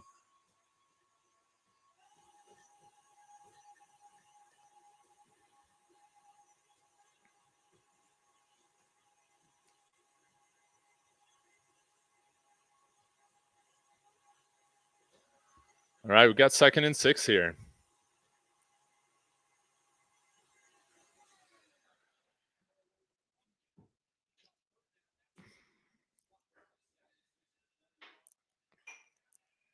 And a great open field tackle by Omarion Miller. Or Omarion Cooper. Omarion Miller is the wide receiver. So we got a short 3rd down. Let's get another stop, but let's see. We got Leonard Payne in there. We got 90. Who is 90? And we stop him. Now, if I'm TCU, I absolutely go for this. They absolutely should go for it. They should run this. And he got it. But it's looking like he might be a little banged up after that play. But good job with Travis Hunter right there, getting in there. It's tough to hold somebody to a foot of yardage, but at least we minimize the gain on that play, right? But yeah, it's looking like Trey Sanders, a little banged up here. Get our defense a little bit of rest. Again, what I'm looking for with this team right now is let's just hold them to 3. Their kickers missed a field goal already, so if we can just get a stop right now, man, I feel like this defense, we just need 1 stop. If we can get up by 2 scores here in this game, I mean, here in the 4th quarter, I think that would just about do it. But what I've loved about this game so far is that it has been close pretty much the entire way.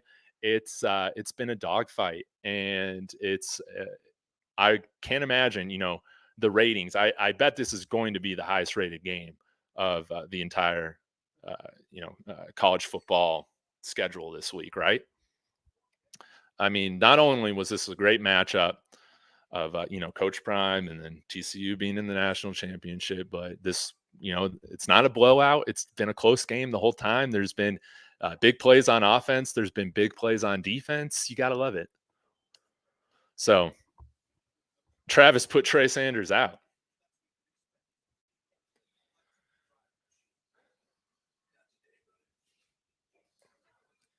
All right. Let me check a few messages here. But man, guys, I am loving watching this game with you. I love this. Ooh, I got a exploding trade offer for my fantasy football team. Let's see here. Oh my gosh. Javonte Williams, Samaje Perine, and Tyler Boyd for Jalen Waddle, Khalil Herbert, and Treylon Burks. I like Waddle. I think I'm going to have to decline that. But it's not a bad offer, man.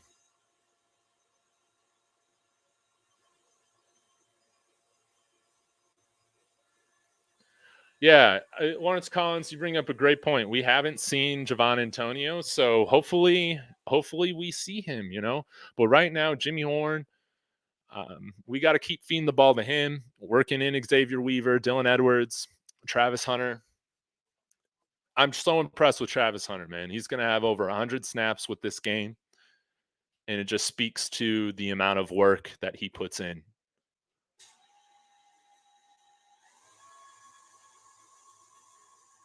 Man, Travis Hunter, man, with a great interception there. TCU is probably saying the same things. Their fans are saying the same things as us. They should be up. They've had terrible mistakes that have kept us in this game. It's been an awesome football game. Oh, and a nice tackle right there by Marvin Ham. Bishop Thomas in there. Leonard Payne is in there.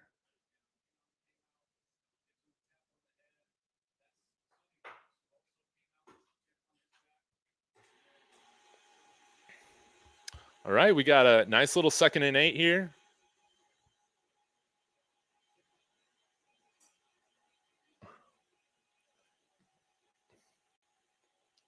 And man, these tight ends, we are definitely having issues holding these tight ends to short yards, to wrapping them up, to keeping them covered. That has been a big area of weakness for this team. Oh, and again, Bishop Thomas, I think, or Leonard Payne, you have to get that. You got to hand on him. You got to hold him. But nonetheless, man, been very impressed by Imani Bailey, his ability to run through contact.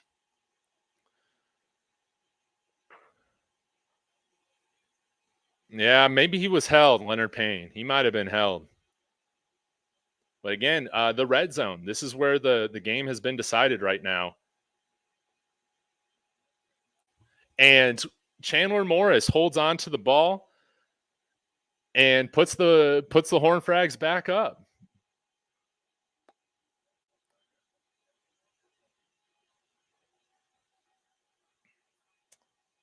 All righty.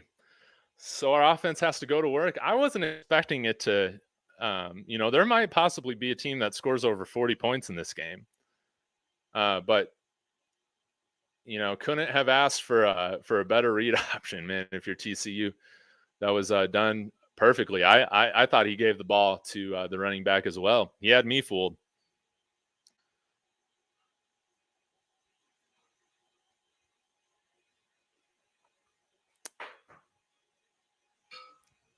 All right.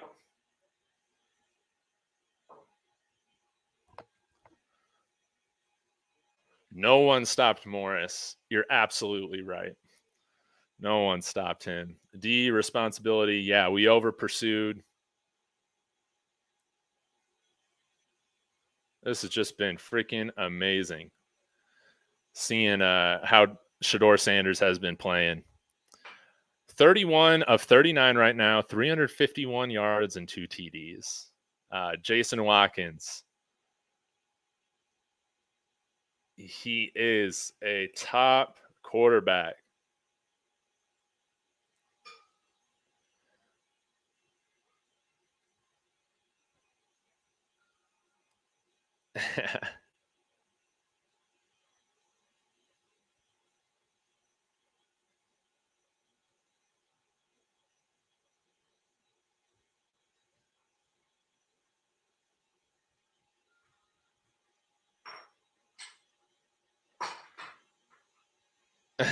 I love how people say that Jackson State's like Division II football. You just don't know nothing. Woods playing too deep on that. Yeah. Ah, bummer. But hey, now we get to see this offense get to work, and our offense has had just as much success. So let's. It's been great to see number 2 step up when called upon this whole game. He's been what's keeping us in it. This offense has definitely clicked. And I was saying, this was going to be a test of which offense clicks first. I think, CU's has definitely clicked a little bit first, a little bit more first, but yeah, but we haven't. I was expecting a little bit more out of both of the defenses,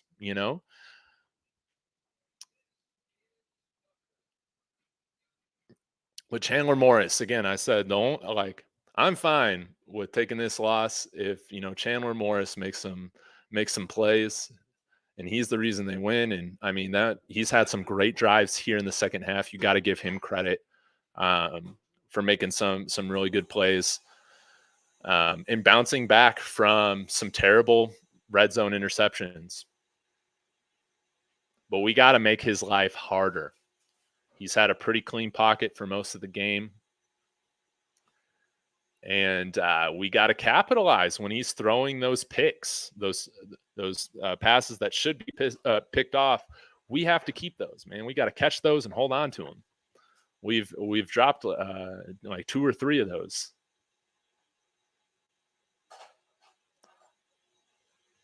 Okay. Reggie brings up a great point. That missed field goal. Yeah. I mean, that's 21 points off miscues for CU. We have a lot of work to do against Nebraska, getting ready for Nebraska, that's for sure. But I think if there's one thing that I'm thinking of is, can Nebraska keep up with this offense that we have right now? But Gus Johnson and Joel Klatt, man, they must be having a ton of fun calling this game.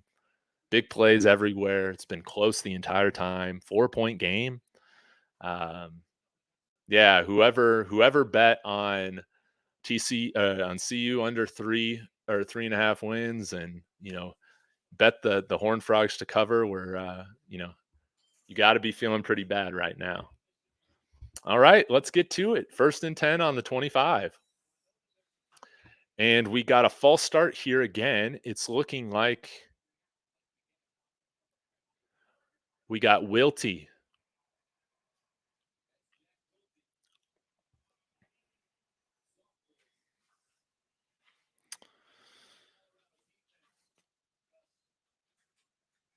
All right, we got 18 seconds. Let's go.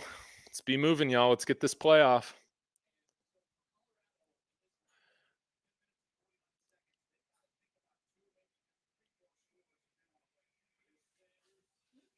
Oh, and what a throw to Xavier Weaver. Oh, you would like to see you get to the chain, man.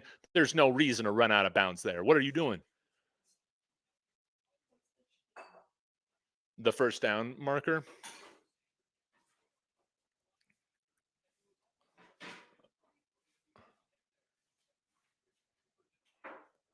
All right, let's run the ball here.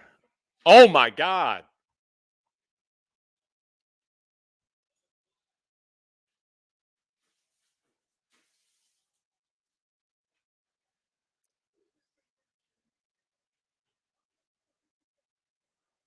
All right, we got a false start on Van Wells. I think we've had 3 false starts.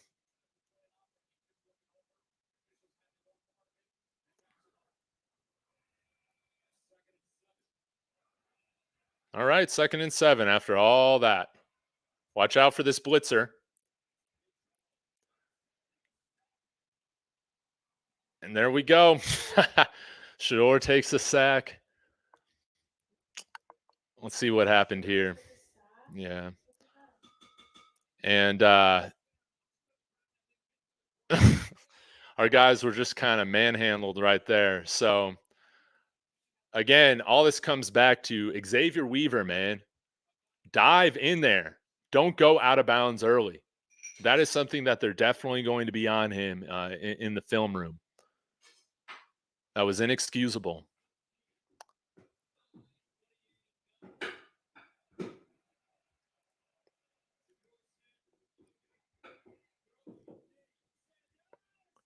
And he caught it. Travis Hunter on a 3rd and 1,000,000 comes up with a big time play. He's got 9 catches on the day, I believe. Yeah. And he was interfered with.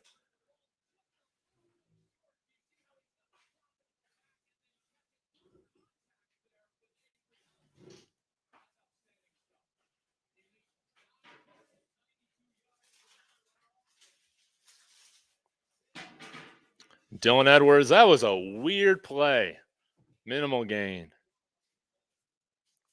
Shador now 403 yards, 2 touchdowns, 33 complete out of 41 attempts. Just exactly what I was hoping for from him. And showing big poise on a handful of 3rd downs.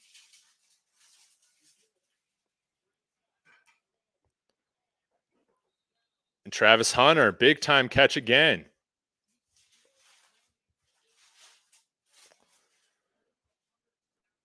Over 100 snaps for Travis Hunter in this heat.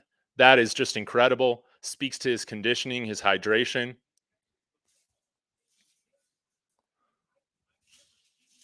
This is just insanity.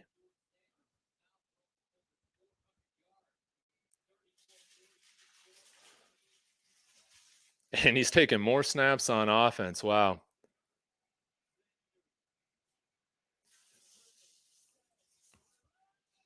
And you got another touchdown to Jimmy Horn, baby. Oh my God. What a drive. What a response from this team.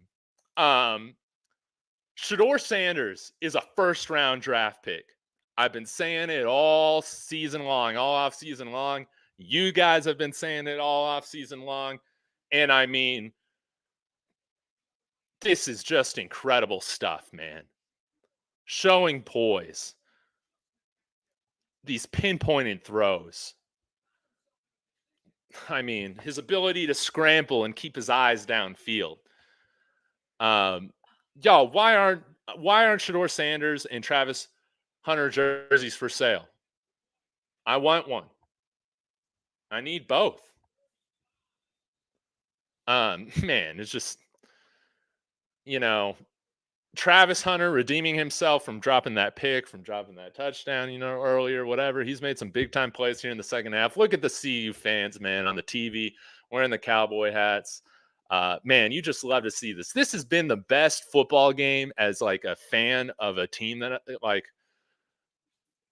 whether it's pro or college. This has been the best football game that I've watched for a team of mine, and probably since the Broncos won Super Bowl 50. And that was kind of an ugly game.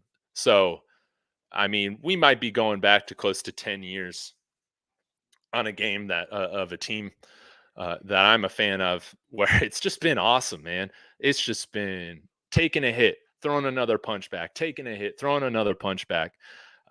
Man, both Travis Hunter and Shador Sanders,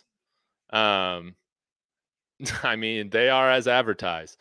Man to man above. I appreciate that. Thank you so much. Here's my thankful hands. You're too kind. And this has been a lot of fun. So I think I'm definitely hoping and expecting to get out to a handful of the home games this year. I did not get Nebraska tickets, so I'll probably do a watch along again next Saturday, and then just go right into the post game, right? And by the way, let me see when I do have my post game live stream set, because I'm gonna need to adjust that time. because we'll go into it immediately after this. Oh, it was scheduled for 12:35. Um, let me see here. I think I'm gonna go for 1:45. No, 1:40. We'll go with that. But man, Travis Hunter, Heisman watch, absolutely. Nobody, nobody does this. 100 games? Are you serious?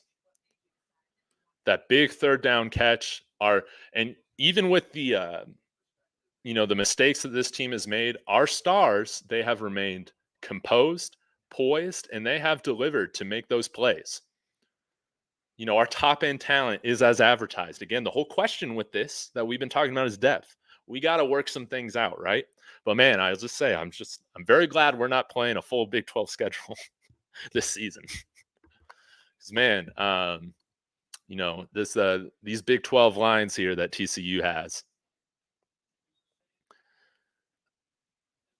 it's been a handful. So let's see, man. Can we get another turnover going? Can our Heisman future finalist, right? Shador and Travis, but can Travis make a play here on defense? And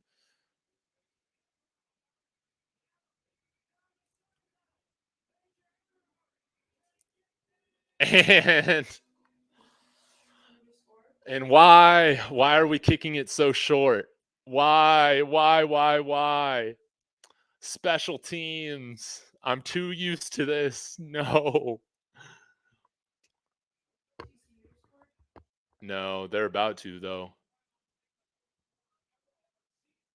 Guys, do you know who kicked that off?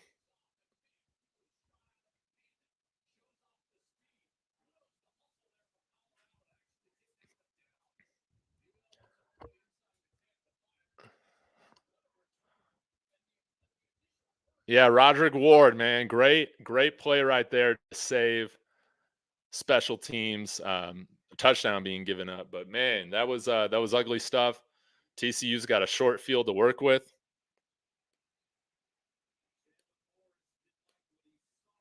And TCU burning their first time out of the half. Okay.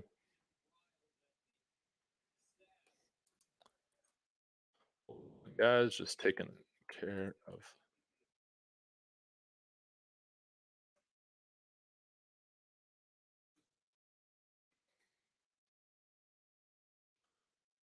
I mean, just big time plays we've been giving up. But Shador Sanders is as advertised.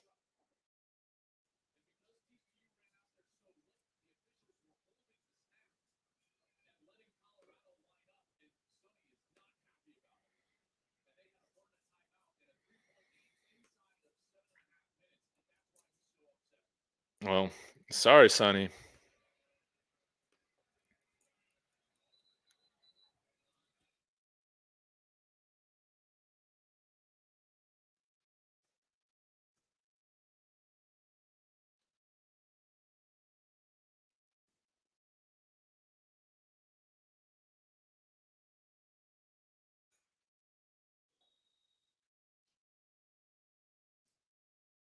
All right, first and goal.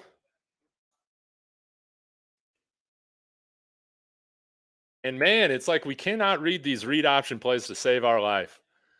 I thought again the quarterback kept it, and there's Trey Sanders doing his thing. We cannot stop the run. Yeah. And the one silver lining out of this is that this TCU defense has to be getting pretty tired, right?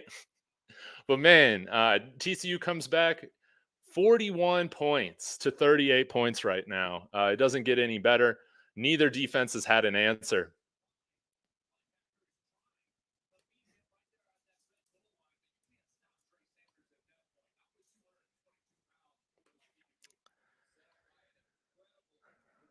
That's right, teammates. We got a chance to get down and score again. We got 7 minutes left in the game. And Lawrence Collins comes in here saying that Coach Prime is giving it to Coach Kelly. Absolutely. I'm sure he is. Oh, yep. You see it right there. Get your defense in order. This is ridiculous. But man, I think it's very clear that we just need some more bodies on this defensive line. Yeah, it's going to be the last man standing for real. And I mean, who doesn't love a shootout, right? Yeah, let's let's be getting some more players in here. And special teams is a mess again, guys. I don't know who did that kickoff, but these are short ass kicks. That's not okay. Jace Feely should be doing kickoffs and he should be kicking them deep. He did have that kick out of bounds, um, but we got to correct that. It has to be a touchback 80% of the time. That's okay, Lawrence Collins. I don't look at the comments when I'm like watching the plays, so you're good. You're good. Does CU have any linebackers? Well, we got to get that Juju. Why am I forgetting his name? Juwan Hawkins, transfer from Arizona State. You know, he should be an upgrade for us, but he's going to take a little while.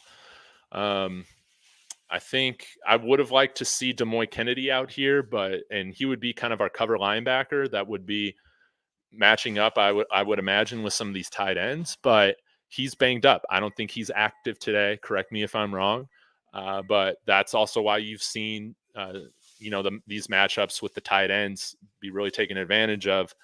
Demoy Kennedy is definitely our speediest linebacker, and I think Juwan coming in here, once he is acclimated and up to speed, I think he'll be able to cover as well. But it does create some issues. Defensive ends, again, you're hoping to see, Jordan Dominic. He was third in the SEC in sacks, but TCU's done a good job for the most part with Chandler Morris on keeping him upright and giving him simple plays to go off of. We've seen where we have made his life difficult. He has made mistakes, but the times that we've done that have been few and far between, and that's why it's a 41-38 game right now. So they've scored touchdowns on 5 of their last 6 drives. Wow. Oh, wow.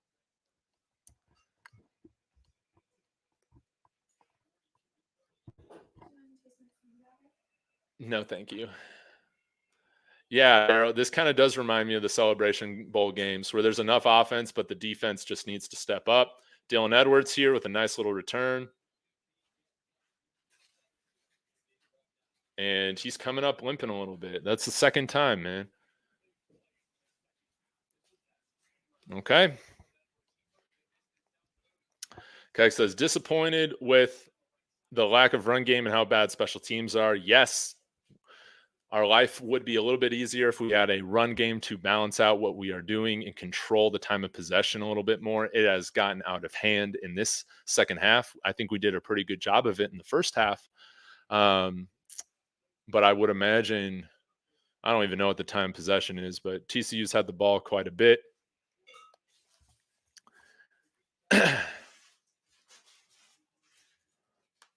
And we got a 4-point game. Or they got 42 points, not 41.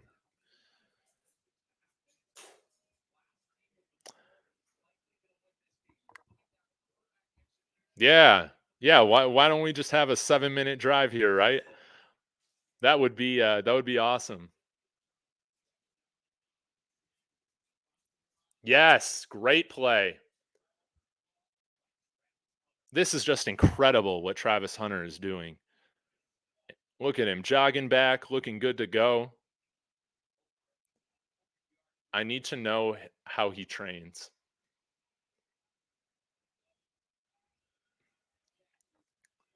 Over 1,000 yards of offense today, guys. Oh, that's interference. There we go. We finally get a flag, y'all. And that's going to be 15 yards, baby.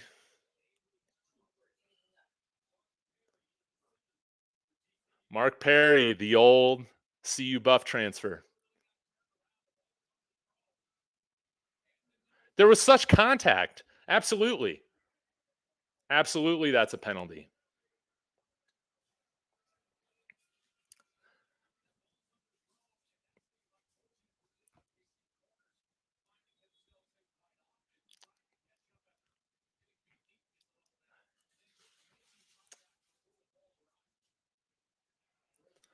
All right, we got the ball in midfield. And great job by TCU to wrap that up. But again, the run plays still just helps keep the defense honest, right?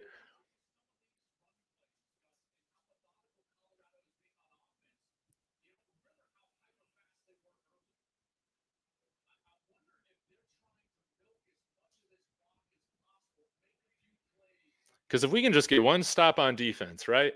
Let's go down here and score. Come on, Jimmy. And we got a third and manageable. Love it.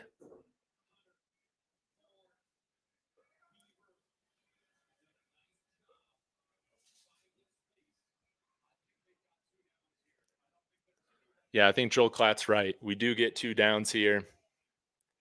We love to see this.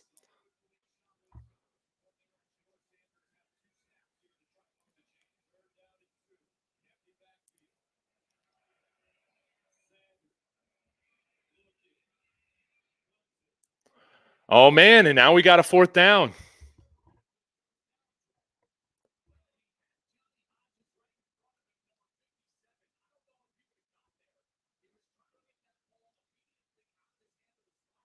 Yeah, I still would have liked to see a little run there on 4th and 2, but again, we just haven't been able to run the ball very effectively, or on 3rd and 2. Now it's 4th and 2. Let's see. We got 16 seconds. If we need to take a timeout here, you absolutely do that. No, just on this play clock.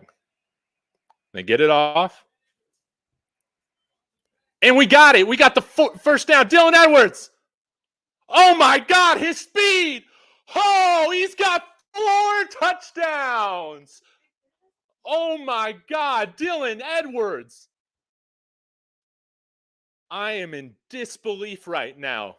I am in absolute disbelief right now, Buffs fans. Oh, my God. Shedeur Sanders. He's going to break the school records in the first half of the season. Oh, my God. Dylan Edwards. Oh, my God. This game has been amazing, guys. All right, going to get to some of the comments here. Dylan Edwards. That's right. 4 minutes and 25 seconds left, and we got the lead. Let's see if we can get this field goal. Come on. Uh-oh. Oh, okay. Now, Jace Feely, just kick it down, get a touchback, right? Oh, my God. Shedeur Sanders. See, we were saying this. We were saying this, man. Shedeur Sanders is him. I mean, again, the poise that these guys have. Every time we've needed a play on offense, these guys have brought it. He waits. Oh, man. And then Dylan Edwards, just the speed, those slight nuanced hesitations to create the space. I mean, just incredible. Just incredible. Game of the year. All these Horned Frog fans mad. I love it, man. I'm telling you, see you, man. We're gonna make some noise in the Big 12 next year, man. Get another class now with these results, with this kind of level of play. You know, you're gonna be seeing defensive linemen coming in here saying, you know what, I got a spot to play. You know, and this touchdown,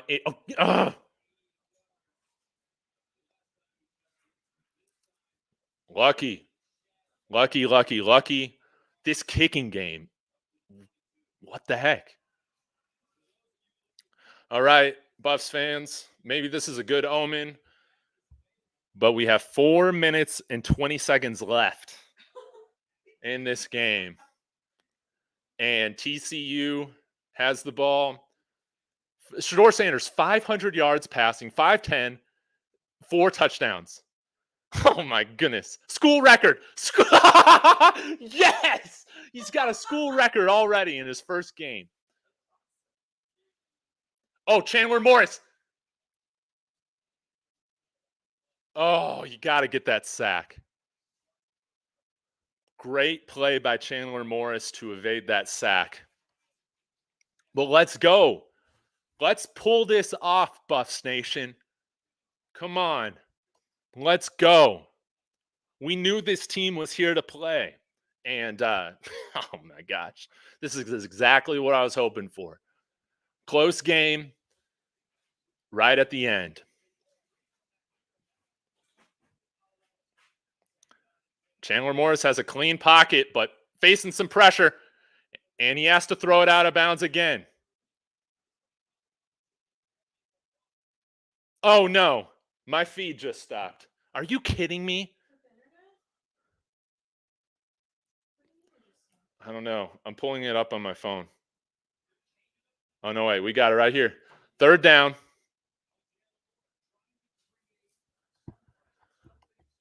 Third down here.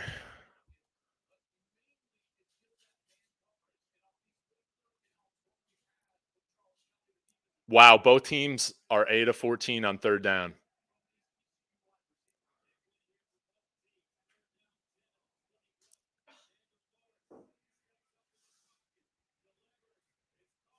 Oh, and they get a big third down conversion right there. Again, these tight ends have done a phenomenal job of making the clutch plays for this offense. Oh, yeah.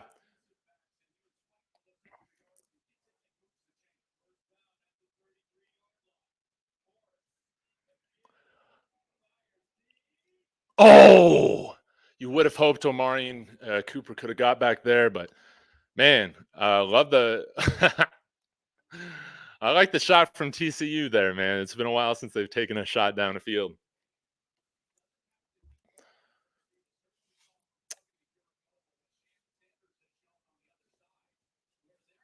But it's time for a strip sack,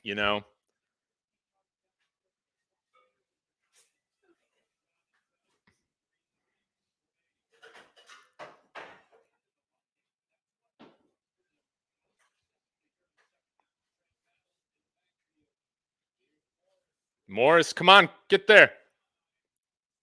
And a nice. Oh, that is inexcusable.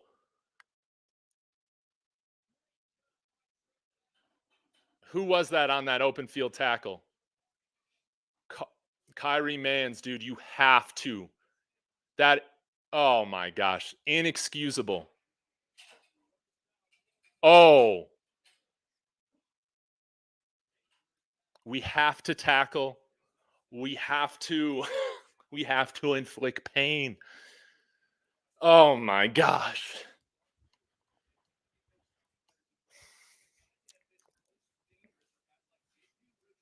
Oh my goodness. We're going to have over 1,100 yards of offense by the time this game is over. That is just insanity.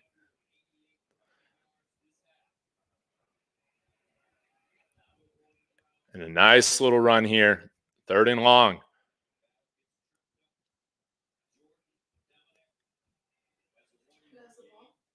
TCU does. It's third down. Can the Buffs team make one clutch play this half when we needed them to?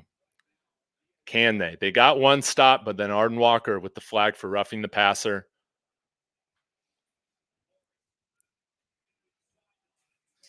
And again, they go back to the tight end. No, slot receiver, Richardson.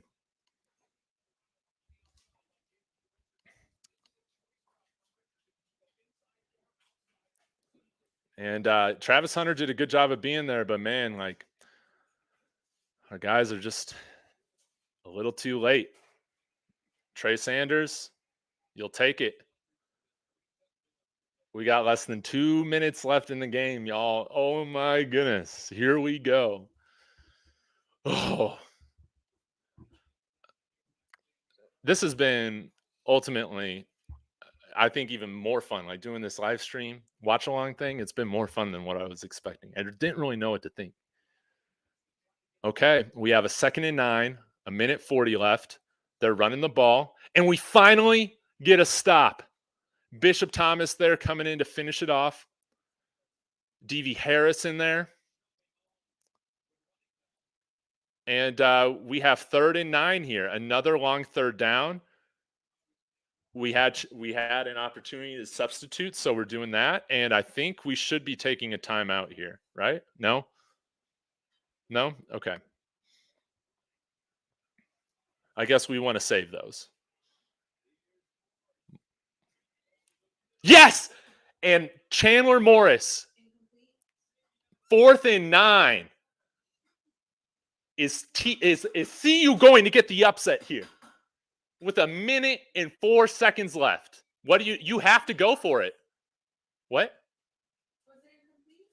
Yeah. So it's 4th down, 9 yards to go, a minute 40 left.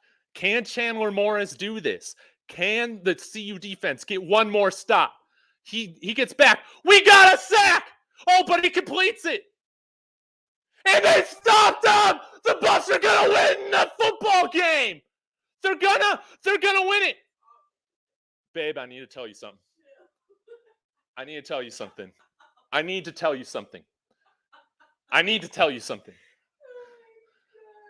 I put a $65 bet on the Buffs to win. What? It nets me $503 if the Buffs win. Are you serious? My YouTube money, y'all. Thank you. Yes. I'm about to be $500 richer. I am so excited. I can tell you also need to chill out. Oh my God.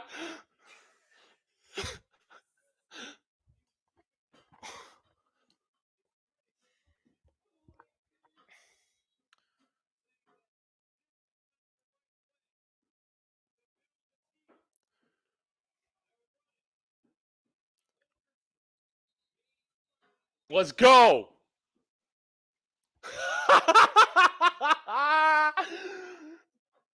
Oh, I love it. I love it. Look at the coaches crying on the sideline. Yes. Let's go. We're freaking doing this. We're freaking doing this. 2nd and 5, 48 seconds left. Can we pull this off?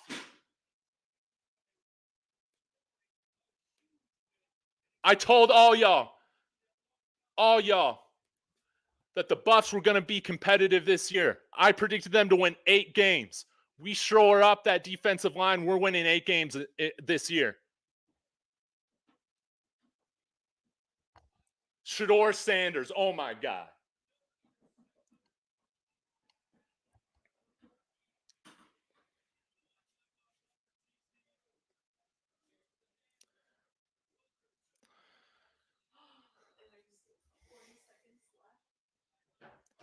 We just got to burn 4 seconds. 4 seconds because they have no more timeouts. And there's 40 seconds on the play clock. So we just need to burn 4 seconds here. He's not celebrating yet, though, is he? No. We knew this, Buffs Nation. We knew this. They're a good little duo.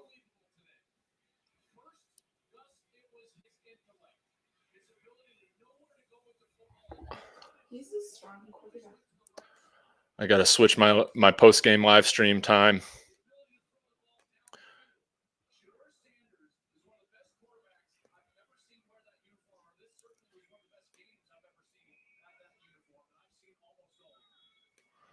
No, man, we're fine. Okay. Burn 4 seconds and we win this game. But why do you keep saying